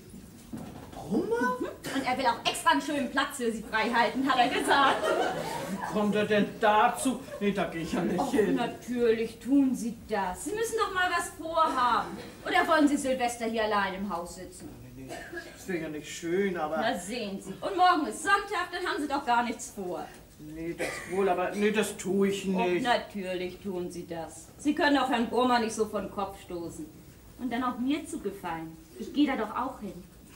Von Heike, ich habe gar nichts anzuziehen für sowas. Oh, Frau Knob, wir finden schon was. Und beim Friseur bin ich auch nicht gewesen. Och, das können Sie immer noch. Och, Frau Knob, bitte. Hm? Na ja, aber dann bloß ihretwegen, damit Sie dann nicht so alleine sind, nicht?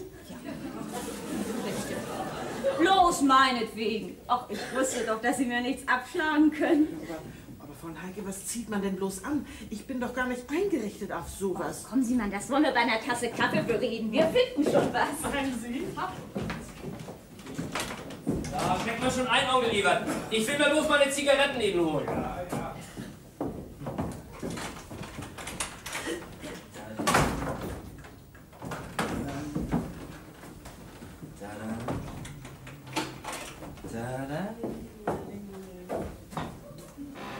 Tschu, Onkel Ewald? Ja, Dann komm doch mal eben her. Der Weihnachtsmann ist hier gewesen. was ist der Wein? Was ist das denn? Tja, stand hier vor der Tür. Auch das hat sicher Frau Boll dahingestellt. Die ist immer so besorgt um mich. Na, das ist ja fein. Ach,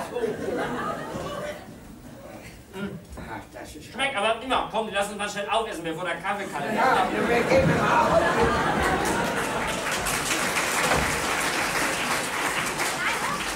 Kommen Sie mal rauf, das ist noch eine Etage höher. Ja, kommen Sie mal. Hier, da wohnen Sie. So. Ja.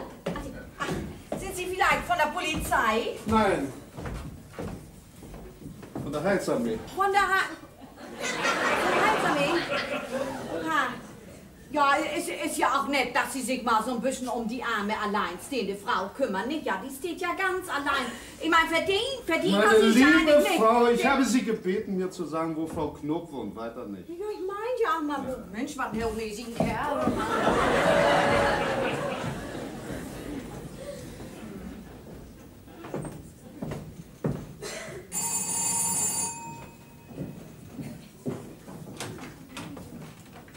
Seefeld? Ja, Frau Knob, Sie wundern sich sicher, dass ich zu Ihnen komme. Ja. Nein, das heißt ja doch. Ist was? Hab ich vielleicht die Konturräume nicht ordentlich sauber gemacht? Ach, reden Sie doch keinen Unsinn. Sie wissen doch ganz genau, weshalb ich hier bin. Nein, keine Ahnung. So, nicht? Naja, dann werde ich es Ihnen sagen. Darf ich Ihnen reinkommen? Ja, bitteschön. Nein, das geht nicht bei mir ist hier nämlich alles auf dem Kopf. Na schön, dann würden wir die Sache hier zwischen Tür und Angel erledigen. Frau Knob, wo ist meine Tochter? Ihre Tochter? Ist die weg? Nun tun Sie doch nicht so. Sie wissen doch ganz genau, dass meine Tochter seit 3 Tagen spurlos verschwunden ist. Nach meinen Informationen hält sie sich hier bei Ihnen auf. Bei mir? Frau Knob, Sie haben meine Tochter immer beschützt, aber in diesem Fall ist es unangebracht. Sagen Sie mir bitte sofort, wo sie ist. Hier gestrenger, Herr Vater. Aha, also doch. Frau Knob, Sie brauchen ab Montag nicht mehr wiederzukommen. Das ist gut, Herr Seefeld. Und du packst sofort deine Sachen und kommst mit mir. Da irrst du dich, das tue ich nicht. Von Heike. Ach, lassen Sie mal, Frau Knob, das mache ich schon. Du weigerst dich also mit mir zu kommen. Ja, wie du gehört hast. Sag mal, was ist denn eigentlich in dich gefahren? Packst du Hals über Kopf deine Sachen und verschwindest? Ich wundere mich nur, dass dir das bei all deinen geschäftlichen Verpflichtungen überhaupt noch aufgefallen ist. Ach, meine Tochter in einer Mietskaserne. Ja, in einer Mietskaserne, in einer ganz kleinen Kammer. Aber ich wohne mit Menschen zusammen, die auch mal von anderen Dingen reden, als nur über Geschäfte. Du vergisst, dass du Verpflichtungen hast, mein Kind. Verpflichtungen, das sagst du mir. Hast du je darüber nachgedacht, dass du auch Verpflichtungen mir gegenüber hast, als Vater? Ich habe meine Eltern noch nie richtig gekannt. Ach, wenn ihr wüsstet, wie ich euer Leben immer gehasst habe und wie ich das Geschäft hasse, das euch nie für mich Zeit ließ. Wie war es früher doch schön, als wir die kleine Werkstatt hatten. Jeder Mensch will schließlich weiterkommen. Du dagegen habe ich nichts, aber es gibt auch Grenzen. Kommst also nicht mit mir zurück. Nein, Vater. Na schön. Du bist mündig, musst wissen, was du tust. Zwingen kann und will ich dich nicht. Tue also, was du für richtig hältst. Erwarte aber keinen Pfennig von mir. Damit habe ich auch nicht gerechnet. Schön. Ich glaube nicht, dass ich diesen Weg noch einmal mache. Noch steht dir mein Haus offen, aber es könnte einmal zu spät sein.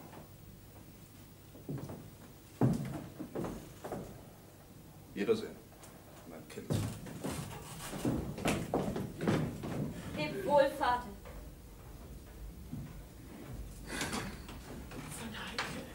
Von Heike, ich habe das alles mit angehört. Wollen Sie nicht doch lieber wieder Nee, nach Frau Hause? Knob, ich will nicht lieber, ich bleib hier.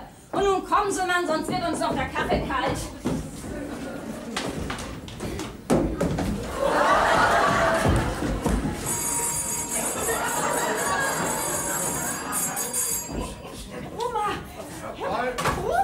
Haben Sie das eben gehört? Oh Gott, Sie sind doch Herr Brummer. Ja, natürlich.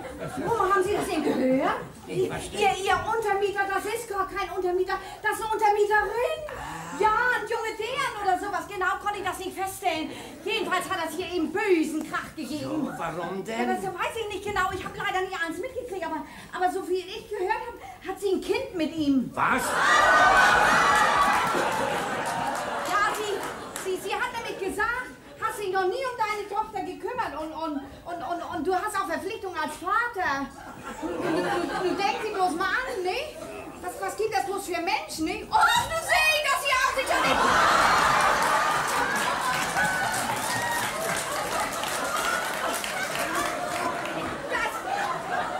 Das steht Ihnen aber gut, Herr Brummer. Ja, ich kann mir ja denken, wie das hier passiert ist. Er sah nämlich aus wie ein Generaldirektor. Und sie ist bestimmt seine Sekretärin gewesen. Na ja, und so ist das denn passiert, ne? Guck, man weiß ja, wie das so geht, ne? Und mit so einer Person wohnen wir hier nur unter einem Dach. Herr Brummer, das sag ich Ihnen, das gibt hier einen bösen Kuddelmuddel. Denken Sie an meine Wörter. Ja, aber das kann ich mir gar nicht denken, was Sie mir da erzählen, Frau Boll. Fräulein Heike, die hat auf mich den allerbesten Eindruck gemacht. Das scheint doch eine ganz nette Deren zu sein. Abwarten, Herr Brummer. Glauben Sie mir, Mann, ich kenne sowas. Sagen Sie mal, mochten Sie den Bord nicht mehr? Oder warum haben Sie ihn sich abnehmen? Na ja, sieht ja so auch viel schöner aus, ne? Aber ich will nur runter zu Frau Spring, mal sehen, ob die den Mann nicht gekannt hat. Die kriegt immer alles mit, was hier im Haus passiert, ne? Ach, Frau Boll. Ja, Herr Brummer. Wollen Sie nicht mal gleich Ihren Teller mit runternehmen? Ein Teller? Ja, den Sie mir da vor die Tür gestellt haben mit dem Berliner. Den Berliner. Dieter? Ja. Ach, gib doch mal den Teller eben hier. Dieter, was denn das für ein Dieter? Es ist doch, das ist mein Neffe, der ist bei mir zu Besuch. Ach, wie schön für Sie. Sind Sie doch nicht so alleine? Ja. Hier haben Sie denn so viel Bettplatz. Ja, ich hab doch hier meine Kammer. Was? Da schläft er? Na. Bitte schön, Frau. Und recht vielen Dank. Ach, Frau bitte, Boll. bitte, bitte. Hat ganz großartig geschmeckt. Na ja, wenn ich back, ne? Na, nun. Das ist doch der Teller von der Knopschen. Und die backt ihn Berliner. Na, das ist ja gediegen.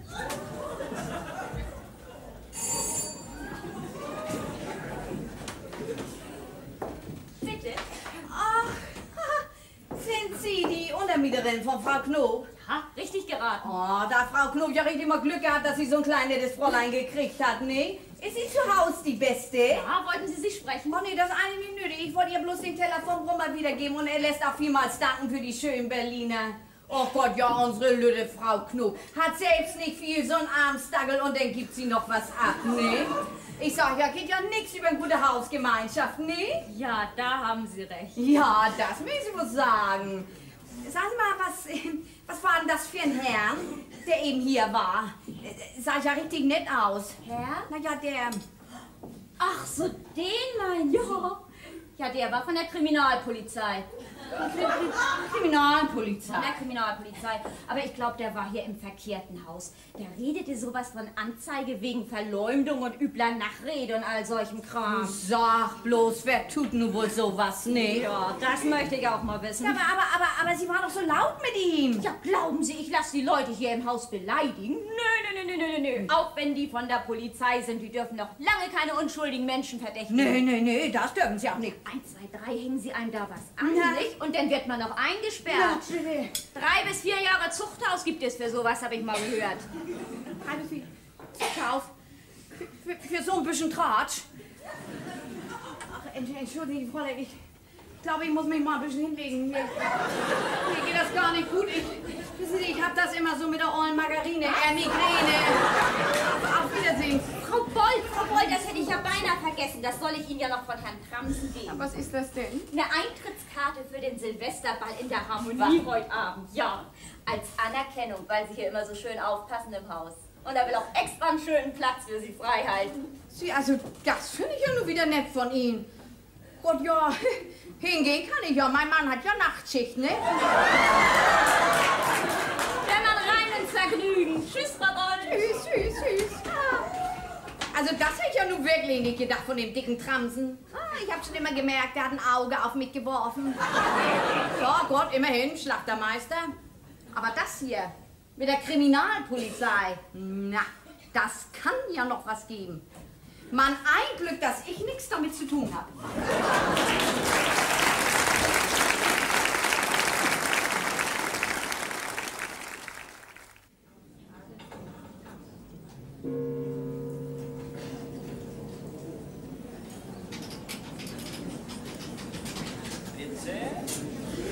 Was hat er aber noch gesagt? O strömt herbei, ihr Zimbrianer, terretetete, terretetete, da-di, da-da, da-da, Ach du Lieber, das ist eine lange Nacht. Majestät sind vor ihrer Kemenate angelangt. Ich danke euch, edler Ritter, für das Geleit. Kavalierspflicht, euer Gnaden, Kavalierspflicht. Darf ich Hoheit nun in das Schlafgemach begleiten und euch sanft in das Prunkbett legen? Oh, das könnte wohl so passen, was? Ich würde da wirklich nichts gegen haben. Nee, mein lieber Mann, off limits. Donnerwetter, du redest ja perfekt auswärts. Ja, du musst dich doch auch als Miss Chinchilla. Prima Titel, kann man nicht anders sagen. Da bin ich auch mächtig stolz drauf. Ja, das kannst du auch sein, das wird nicht jeder. Was meinst du, was du nur für ein Stein im Brett hast bei Onkel Ewald? Ach du, das war aber auch nötig nach der großen Enttäuschung. Das Gesicht, als Frau Knob sich bei ihm hinsetzte, als wenn er eine Flasche Essig ausgetrunken hätte. Aber ja noch lange nicht so schlimm wie Transen, als sich Frau Bold bei ihm hinpflanzte. Du, der hat ja nicht einmal mit mir getanzt, so wütend war er. Dafür hat Frau Bold ihn umso mehr rumgeschwenkt. Du, ich glaube, der hat 40 Pfund abgenommen, so wie der geschwitzt hat. Zuletzt hat er gesagt, er könnte nicht mehr. Ihm wären die Hosenträger gerissen. Dem haben wir das Fest ja gründlich vermiest. Dieser alte Schürzenjäger. Ich soll ihn doch trösten. Er ist doch so unglücklich verheiratet. Du, aber weißt du, mit Onkel Ewald, da kam mir das doch fast so vor, als wenn ihm das gar nicht mal so unsympathisch war mit Frau Knob. Ach du, die beiden passen doch eigentlich ganz gut zusammen, nicht? Die leben doch wie Katze und Hund hier. Die liegen sich doch dauernd in der Wolle. Was sich liebt, das neckt sich. Sagt man doch. Ist er schon zu Hause? Oh, denk doch nicht an. Als erster Vorsitzender muss er bis zum Schluss da bleiben. Er muss doch sehen, was der Letzte für einen Hut auf hat. Wie spät ist es denn? Ach du Elend. Es werde Licht. Boing. Gleich 3:30. Au du, so lange auf dem Ball ist ja beinahe schon unanständig. Oh, mir ist die Zeit noch viel zu schnell gelaufen. Für Dieter, weißt du eigentlich, dass wir den ganzen Abend du zueinander gesagt haben? Und dabei haben wir noch nicht mal miteinander Brüderschaft getrunken. Das lässt sich ja nachholen. Und womit? Augenblick, werden wir gleich haben.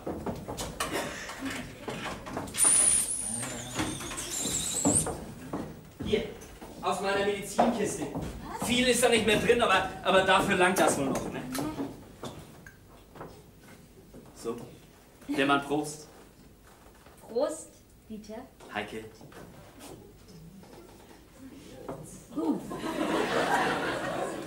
Tja, und nun? Und nun? Ah, der Brüderschaftskuss, der gehört doch dazu. Ach so, ja.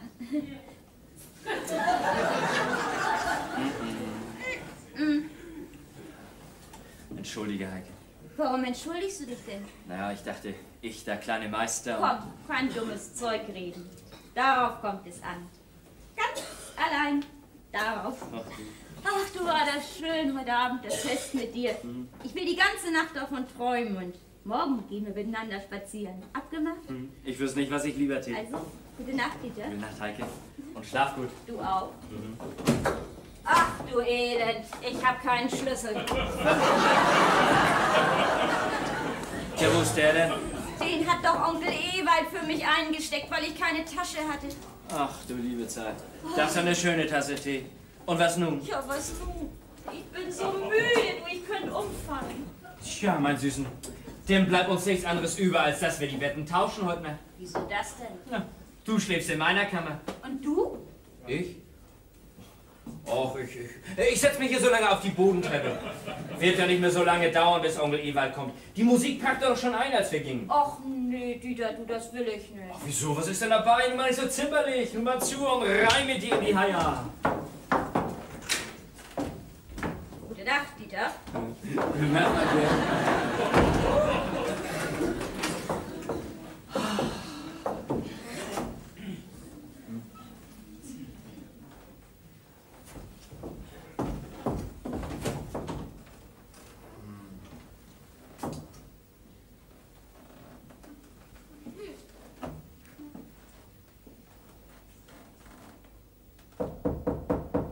Miss Chinchilla?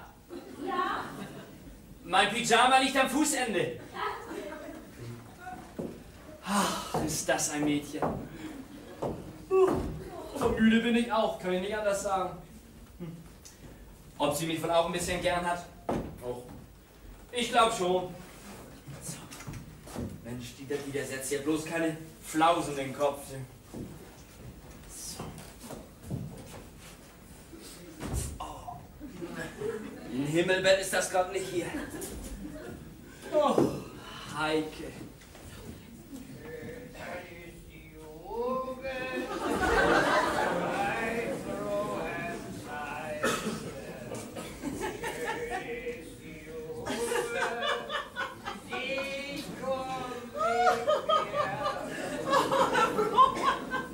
Sie haben ja recht, Herr Brummer. Aber seien Sie bloß still hier im Treppenhaus. Geh her!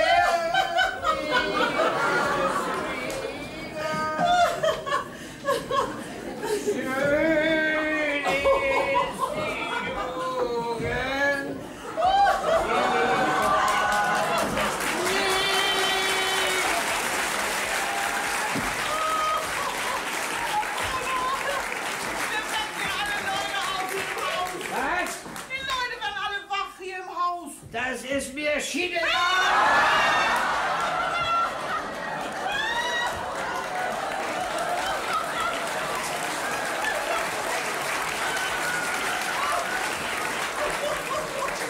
Ich will das so vergnügen. Ich möchte die ganze Welt. Ja, Brummer, nun gehen Sie mal schön zu Bett und schlafen Sie tüchtig aus, nicht? Ja, nun gehen wir zu Bett. Na nu, wie kommt der Hund hierher?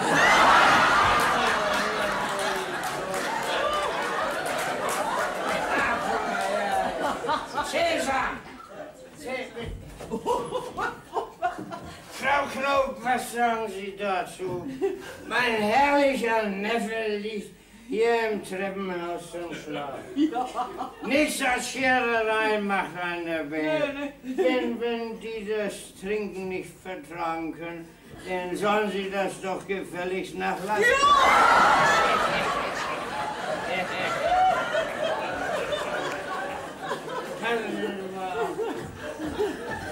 Hier.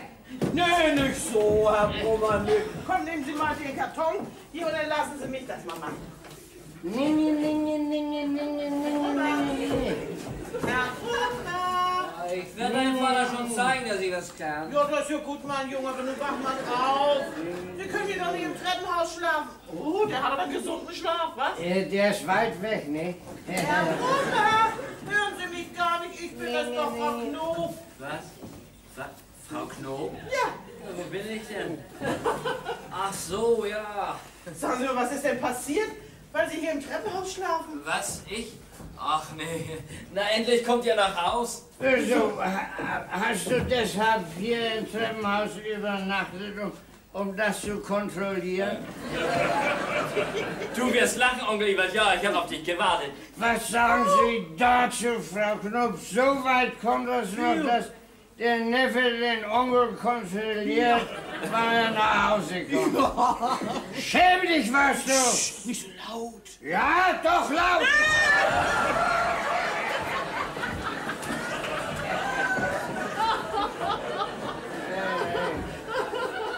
Jetzt brauch ich mir das gefallen zu lassen. Nö.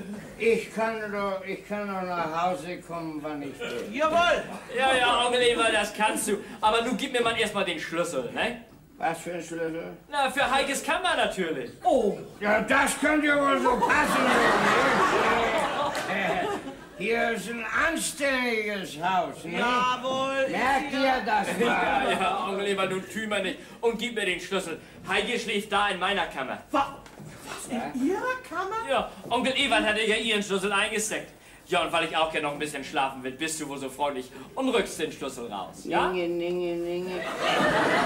Soll ich das? Ja, wenn das so ist, dann tun Sie das mal, Herr Brummer. Gott, nee, die arme Deren. Ist denn wenigstens ein anständiges Bett da drin? Naja, eine Sprungfeder piekst ein bisschen, aber sonst ganz manierlich.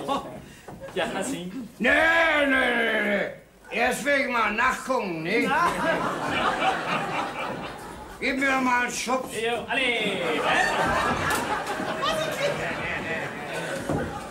Ist da einer? Nö, ist doch gar keiner. So, dann machen wir das so rein. Was ist das überhaupt für eine Art und Weise, so spät nach Hause zu kommen? Angenehme Ruhe wünsche ich. Und ein frohes neues Jahr. Tschüss. Sie kommt nicht mehr. Hierher, niemand. Sagte. Das arme Tier wird hier ganz seekrank. So, niemals wieder her. Sie sind ja ganz aus der Tüte. So kenne ich Sie ja gar nicht. Nee, ich mich auch nicht. Nee.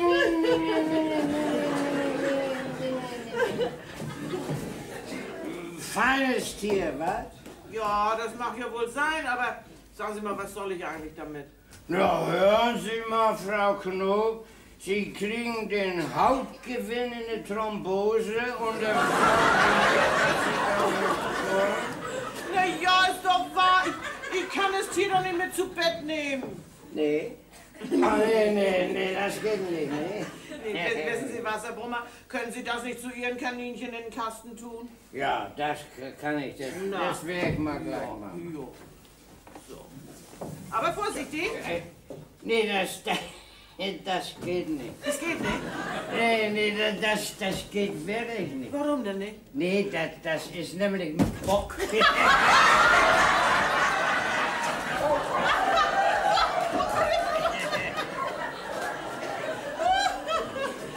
Nee, wissen Sie was, Frau Knob? Ich werde ihn morgen früh in ein Kassenzimmer nehmen. Ja? Und dann stellen Sie den einfach so auf den Balkon wie ich.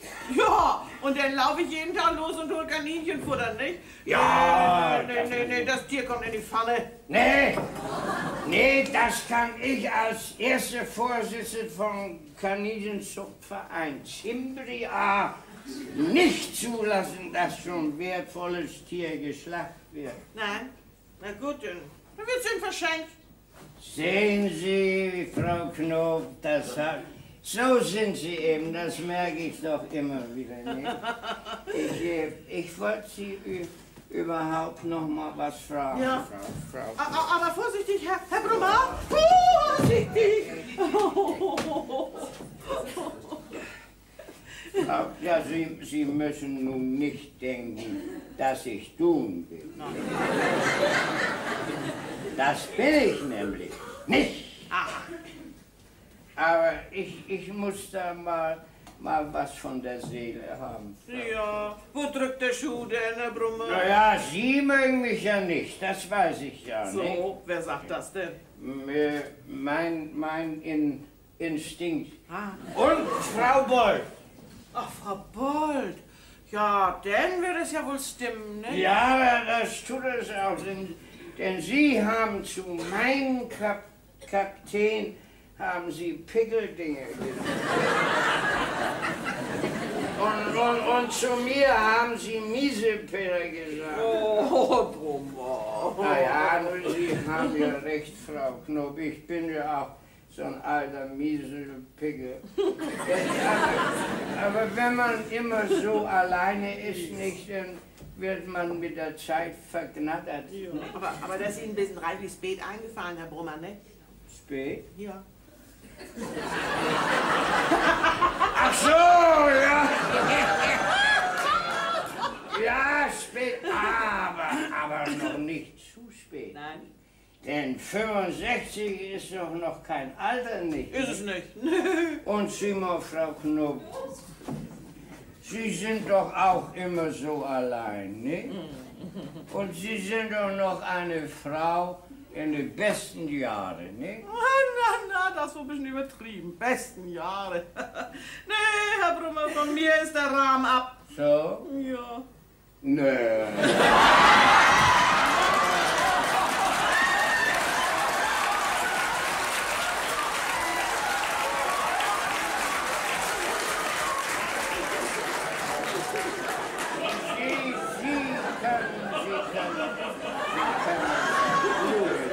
Leicht noch einen, können Sie leicht noch einen Mann glücklich machen, Frau Knob.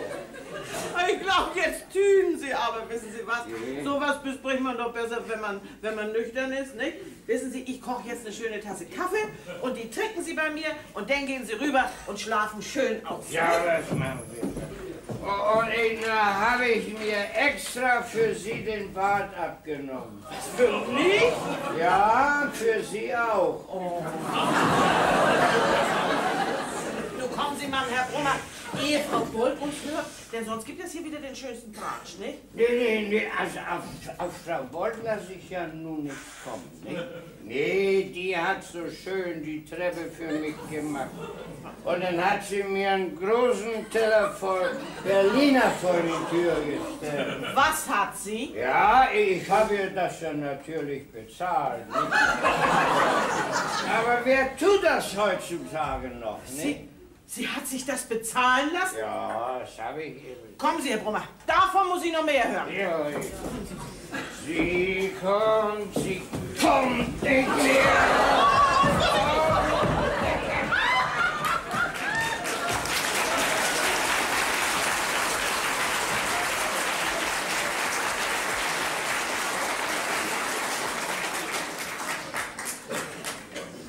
So was hat sie ihn doch tatsächlich mit in die Wohnung genommen.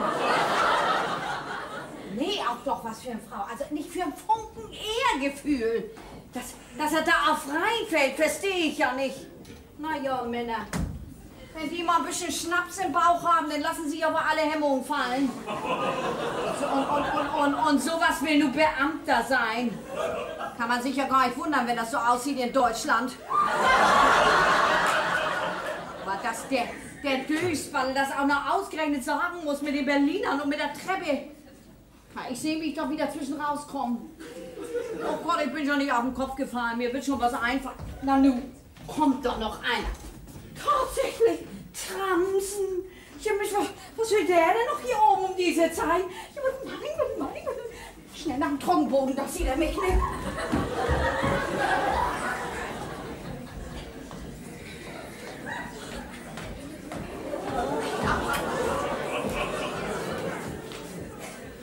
Das. Nun wollte ich wach bleiben und aufpassen, wann die nach Hause kommen. Und dann bin ich doch darüber eingeschlafen. Na, Nino, da ist schon noch Licht. Nee, nix zu hören. Hat sich aber bloß brennen lassen.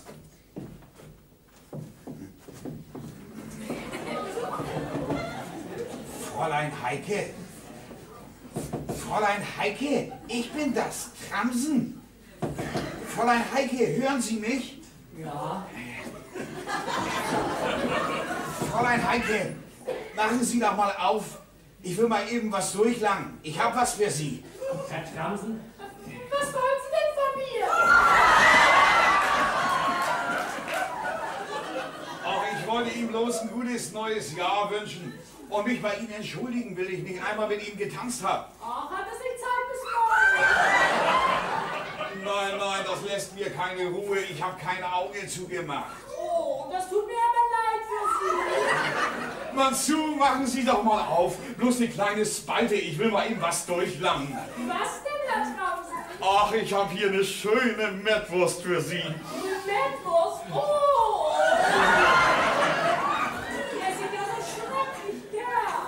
Also, dann machen Sie doch mal auf. Aber bloß eine ganz kleine Spalte. Ja. Und nicht gucken. Hören Sie? Nein. Ja, wo ist denn die Wurst? Ja.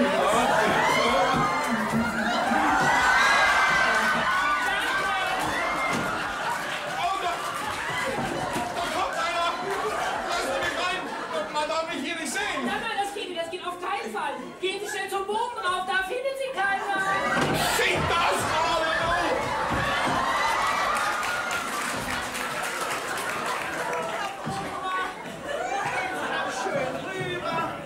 Schlafen Sie schön aus, Herr Brummer, nicht? Ich danke auch schön für die Kaffee. Die hat mir wunderbar geschmeckt. Na, das freut mich, Herr Brummer. Haben Sie denn den Schlüssel? Ja, den habe ich. Ja? Ja. Ja? Ja, ich Ja. Und dann immer geradeaus. Ja, immer. Das macht der Brummer. Ja, dann gute Nacht, Frau Knob.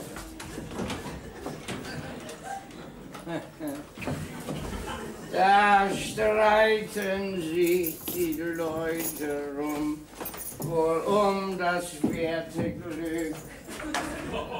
Der eine, der ist furchtbar dumm, der andere ist verrückt.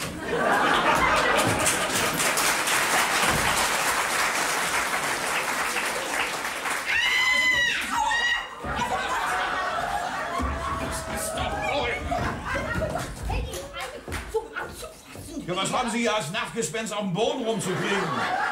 Und einen so einen Schreck einzujagen? Ich wollte ja bloß mal sehen, ob die Wäschemangel endlich heil gemacht worden ist, ne? So, um diese Zeit? Ja, ich wollte nämlich gleich nach Neujahr wollte ich mangeln. So. Ja, so. Aber was haben Sie denn hier mitten in der Nacht auf dem Boden rumzukrabbeln? Was hat das denn zu bedeuten? Sind Sie vielleicht mondsüchtig? Ich? Naja, Sie wissen doch, dass das Dach undicht ist und das wollte ich mal nachsehen. Um diese Zeit? Naja, das fiel mir gerade eben so ein. So. Ja, so. Und das geht Sie auch gar nichts an. Ja, ist ja gut, ne? Ich lass mich ja auch nicht nachts in meiner Wohnung besuchen wie andere, ne? Was soll das heißen? Ich mein Mann so. Nee, nur mal raus damit. Was sollen diese Andeutungen? Meine Güte, was regen Sie sich denn so auf? Haben Sie vielleicht ein schlechtes Gewissen? Sie meine ich doch gar nicht. Aber hier, die Knopsche, die ist eben mit Brummer in ihre Wohnung gegangen. Was, mit Brummer? Ach, entschuldigen Sie, können Sie sich ein bisschen leiser unterhalten? Ich möchte ja noch schlafen, nicht?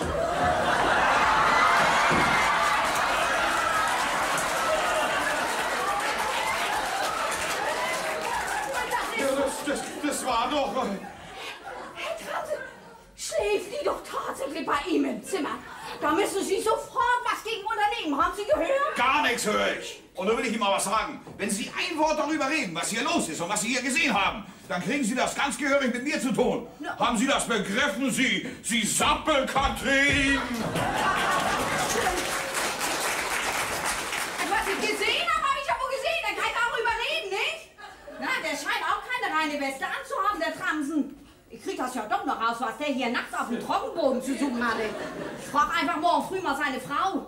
Aber dies hier, das muss doch einfach unter die Leute gebracht werden. Na, das neue Jahr fängt ja gut an. Nee, sagen Sie mal selbst, das doch direkt, hören Sie mal zu, finden Sie das nicht aus?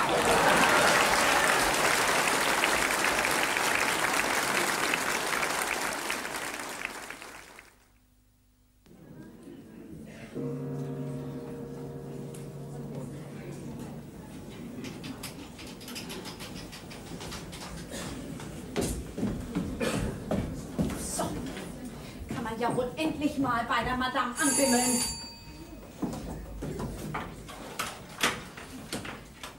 Na, Frau Knob, frohes neues Jahr. Danke, Na, gut geschlafen? Ja, danke. Und was haben Sie auf dem Herzen? Ach, wissen Sie, ich habe die ganze Nacht ja kein Auge zugetan. Ich war ja schon vor 12 zu Hause, ne? Bin auch gleich ins Bett gegangen, aber meinen Sie, ich konnte schlafen? Ich habe die ganze Nacht rumgewühlt, so hat mich das gequält. Naja, man hat ja schließlich auch sowas wie ein Gewissen, ne? Ach, haben Sie das, Frau Bold? Ja, natürlich. Was denken Sie denn? War's denn noch schön gestern? Ja, danke. Ich habe mich prächtig amüsiert. So? Naja, ich ja nicht so. Nee, also, in meinem ganzen Leben gehe ich zu Silvester doch nicht wieder auf den Karnickelball. Ja, da war doch kein Mensch, mit dem man mal ein anderes Wort reden konnte als über Karnickel. Und denn die Musik. Ist denn sowas überhaupt noch Musik, was die heute machen? Man wusste doch nie, ob die Kapelle spielt oder ob der Kellner ein Tablett runtergeschmissen hatte, ne? Nun kommen Sie mal endlich zu Pott, Frau Bold. Was wollten Sie denn eigentlich? Ja, also ich habe die ganze Nacht kein Auge zugetan. Ja, das sagten Sie schon. Ach, das habe ich schon gesagt. Naja, weil ich doch ganz vergessen hatte, Ihnen die 5 Mark zu geben, die Brummer mir für Sie gegeben hatte. Wieso? Brummer hat Ihnen 5 Mark für mich Ja, gegeben? doch, für die Treppe. Ach, das habe ich ja ganz raffiniert gemacht. Ich habe einfach zu ihm gesagt, ich hätte die Treppe gemacht und er sollte mir mal 5 Mark dafür geben. Und das hat tatsächlich auf einen gefallen. War das denn raffiniert von mir? Ja, das kann man wohl sagen. Ja, und wo sind Sie denn nun, die 5 Mark? Ja, ich wollte Sie gerade fragen, ob ich die nicht noch bis zum 15. behalten kann.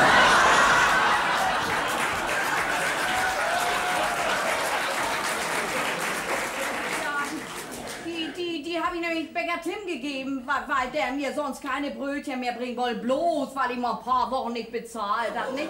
Und mein Mann, der kann so schlecht was anderes essen. Wissen Sie, das ist das Einzige, was wir uns noch gönnen. Morgens eine schöne Tasse Kaffee und ein Rundstück mit Butter. So, nicht? ja, aber nun sagen Sie mal, was haben Sie sich denn nur für eine Geschichte ausgedacht mit den Berlinern? Mit den Berlinern? Ja, mit den Berlinern, die Sie, Herrn Brummer, da vor die Tür gesetzt haben. Ach Gott, die Berliner! Ja, da ist er ja auch auf reingefallen. Na, ich wusste doch, dass Sie in Streit mit Ihnen lagen. Habe ich mir gedacht, sag's einfach, die sind von dir, denn isst er sie wenigstens. Was soll ich Ihnen sagen, er hat sie gegessen. Oh. Sie sind ja wirklich eine herzensgute Frau, Frau Boll. Ja, nee, ich kann das auch gar nicht ab, wenn die Leute immer so in Streit miteinander liegen. Ist ja auch mal gut, dass Sie sich mit Brummer wieder vertragen haben, ne? Der Mann, der steht ja so ganz allein. Und Sie brauchen auch keine Angst zu haben. Tratschen, das tue ich nicht. Oh, das kann jeder gerne wissen. Na, auch das andere? Was andere? Nee, ich will nichts gesagt haben. Na, man kann das ja verstehen, nicht? Sie sind auch nur die ganzen Jahre allein, Frau Knob. Sagen Sie mal, Frau Boll, worauf wollen Sie eigentlich raus? Meine Güte, regen Sie sich doch nicht so auf. Ist doch alles menschlich, nicht? Also gut, wenn Sie es nicht sagen wollen, behalten Sie es für sich. Aber das eine sage ich Ihnen, wenn Sie mit Ihrer Giftspritze noch mehr Geschichten über mich in Gang bringen, dann ist das Maß voll. Dann zeige ich Sie an, wegen Verleumdung. So, und jetzt haben Sie ja nichts mehr vor meiner Tür zu tun. Ich bin aber ein für alle Mal genug von Ihrer Tratscherei. Also ich bin lieber... Oh, ich sowas. Mich an, wie Verleumdung. Oh, na, mal sehen, was er dazu sagt. Guten Morgen, Herr Brummer. Na, haben Sie ausgeschlafen? Ich hab ja gedacht, Sie würden den ganzen Tag im Bett bleiben. Sie haben sich ja fix angetüdelt gestern. Na, war's denn noch schön? Danke, ich bin zufrieden. Ja, das können Sie, aber auch das war wirklich ein gelungenes Fest.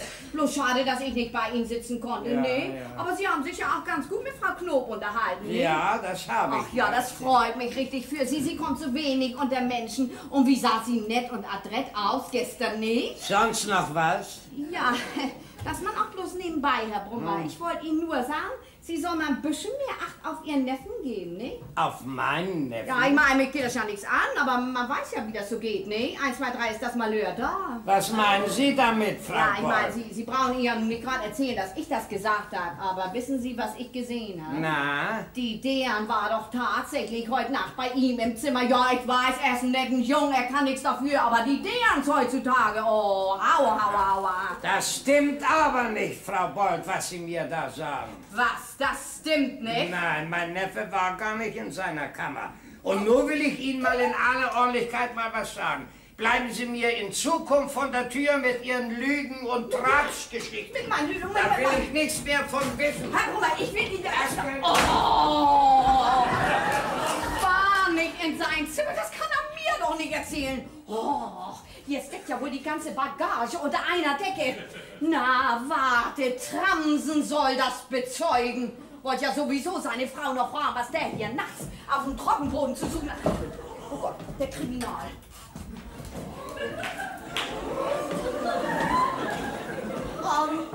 Guten Morgen.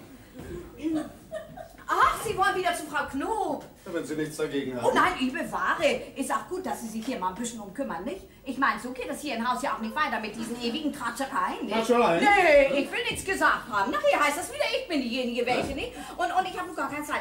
Ich muss meinen Mann Kaffee kochen, der hat nämlich Nachtschicht. Auf Wiedersehen, Herr Kriminal. Scheint nicht ganz klar im Kopf zu sein.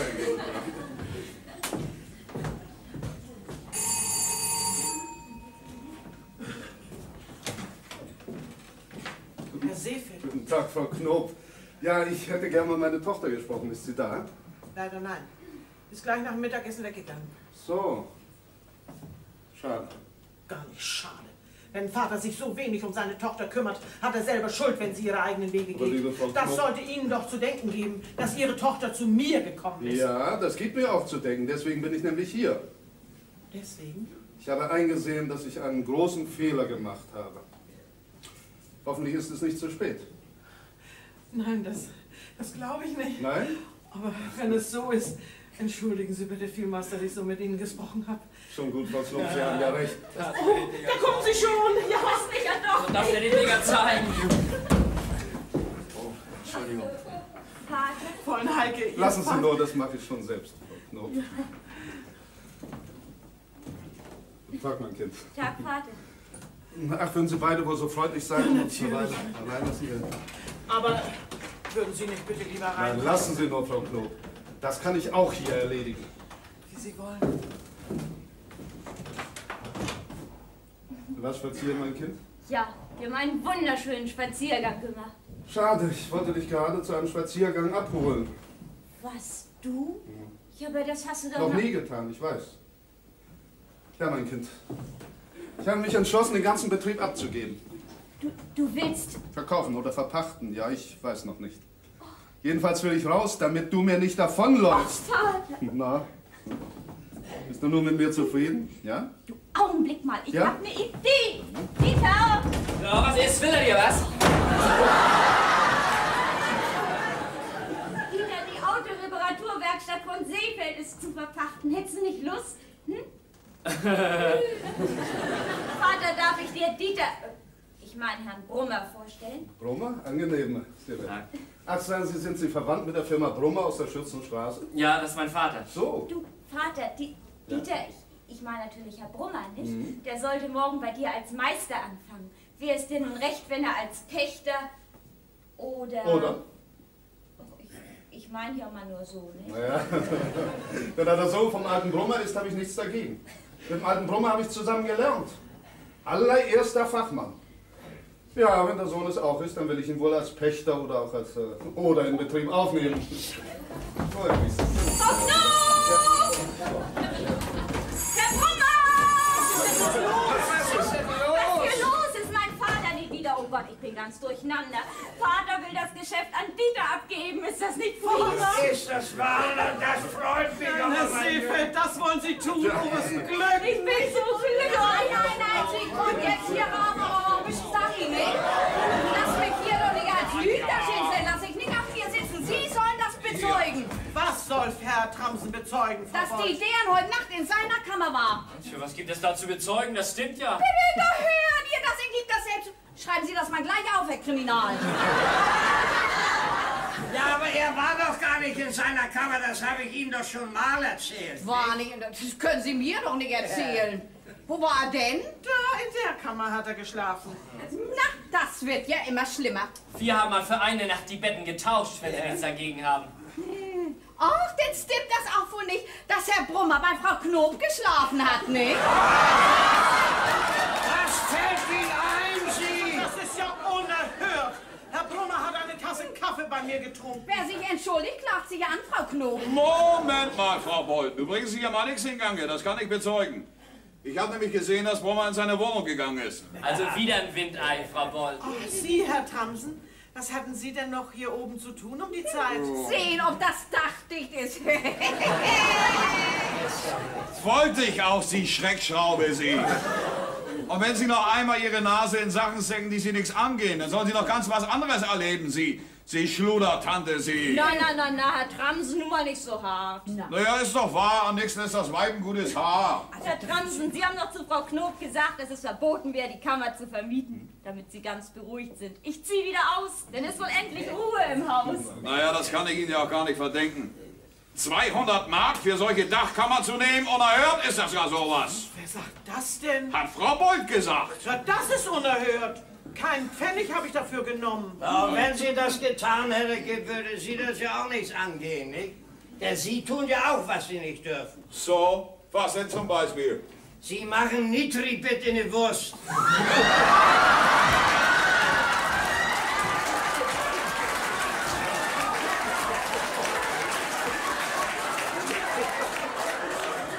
Was tue ich? Was auch das denn? Hat Frau Bold gesagt. Ja, also das ist...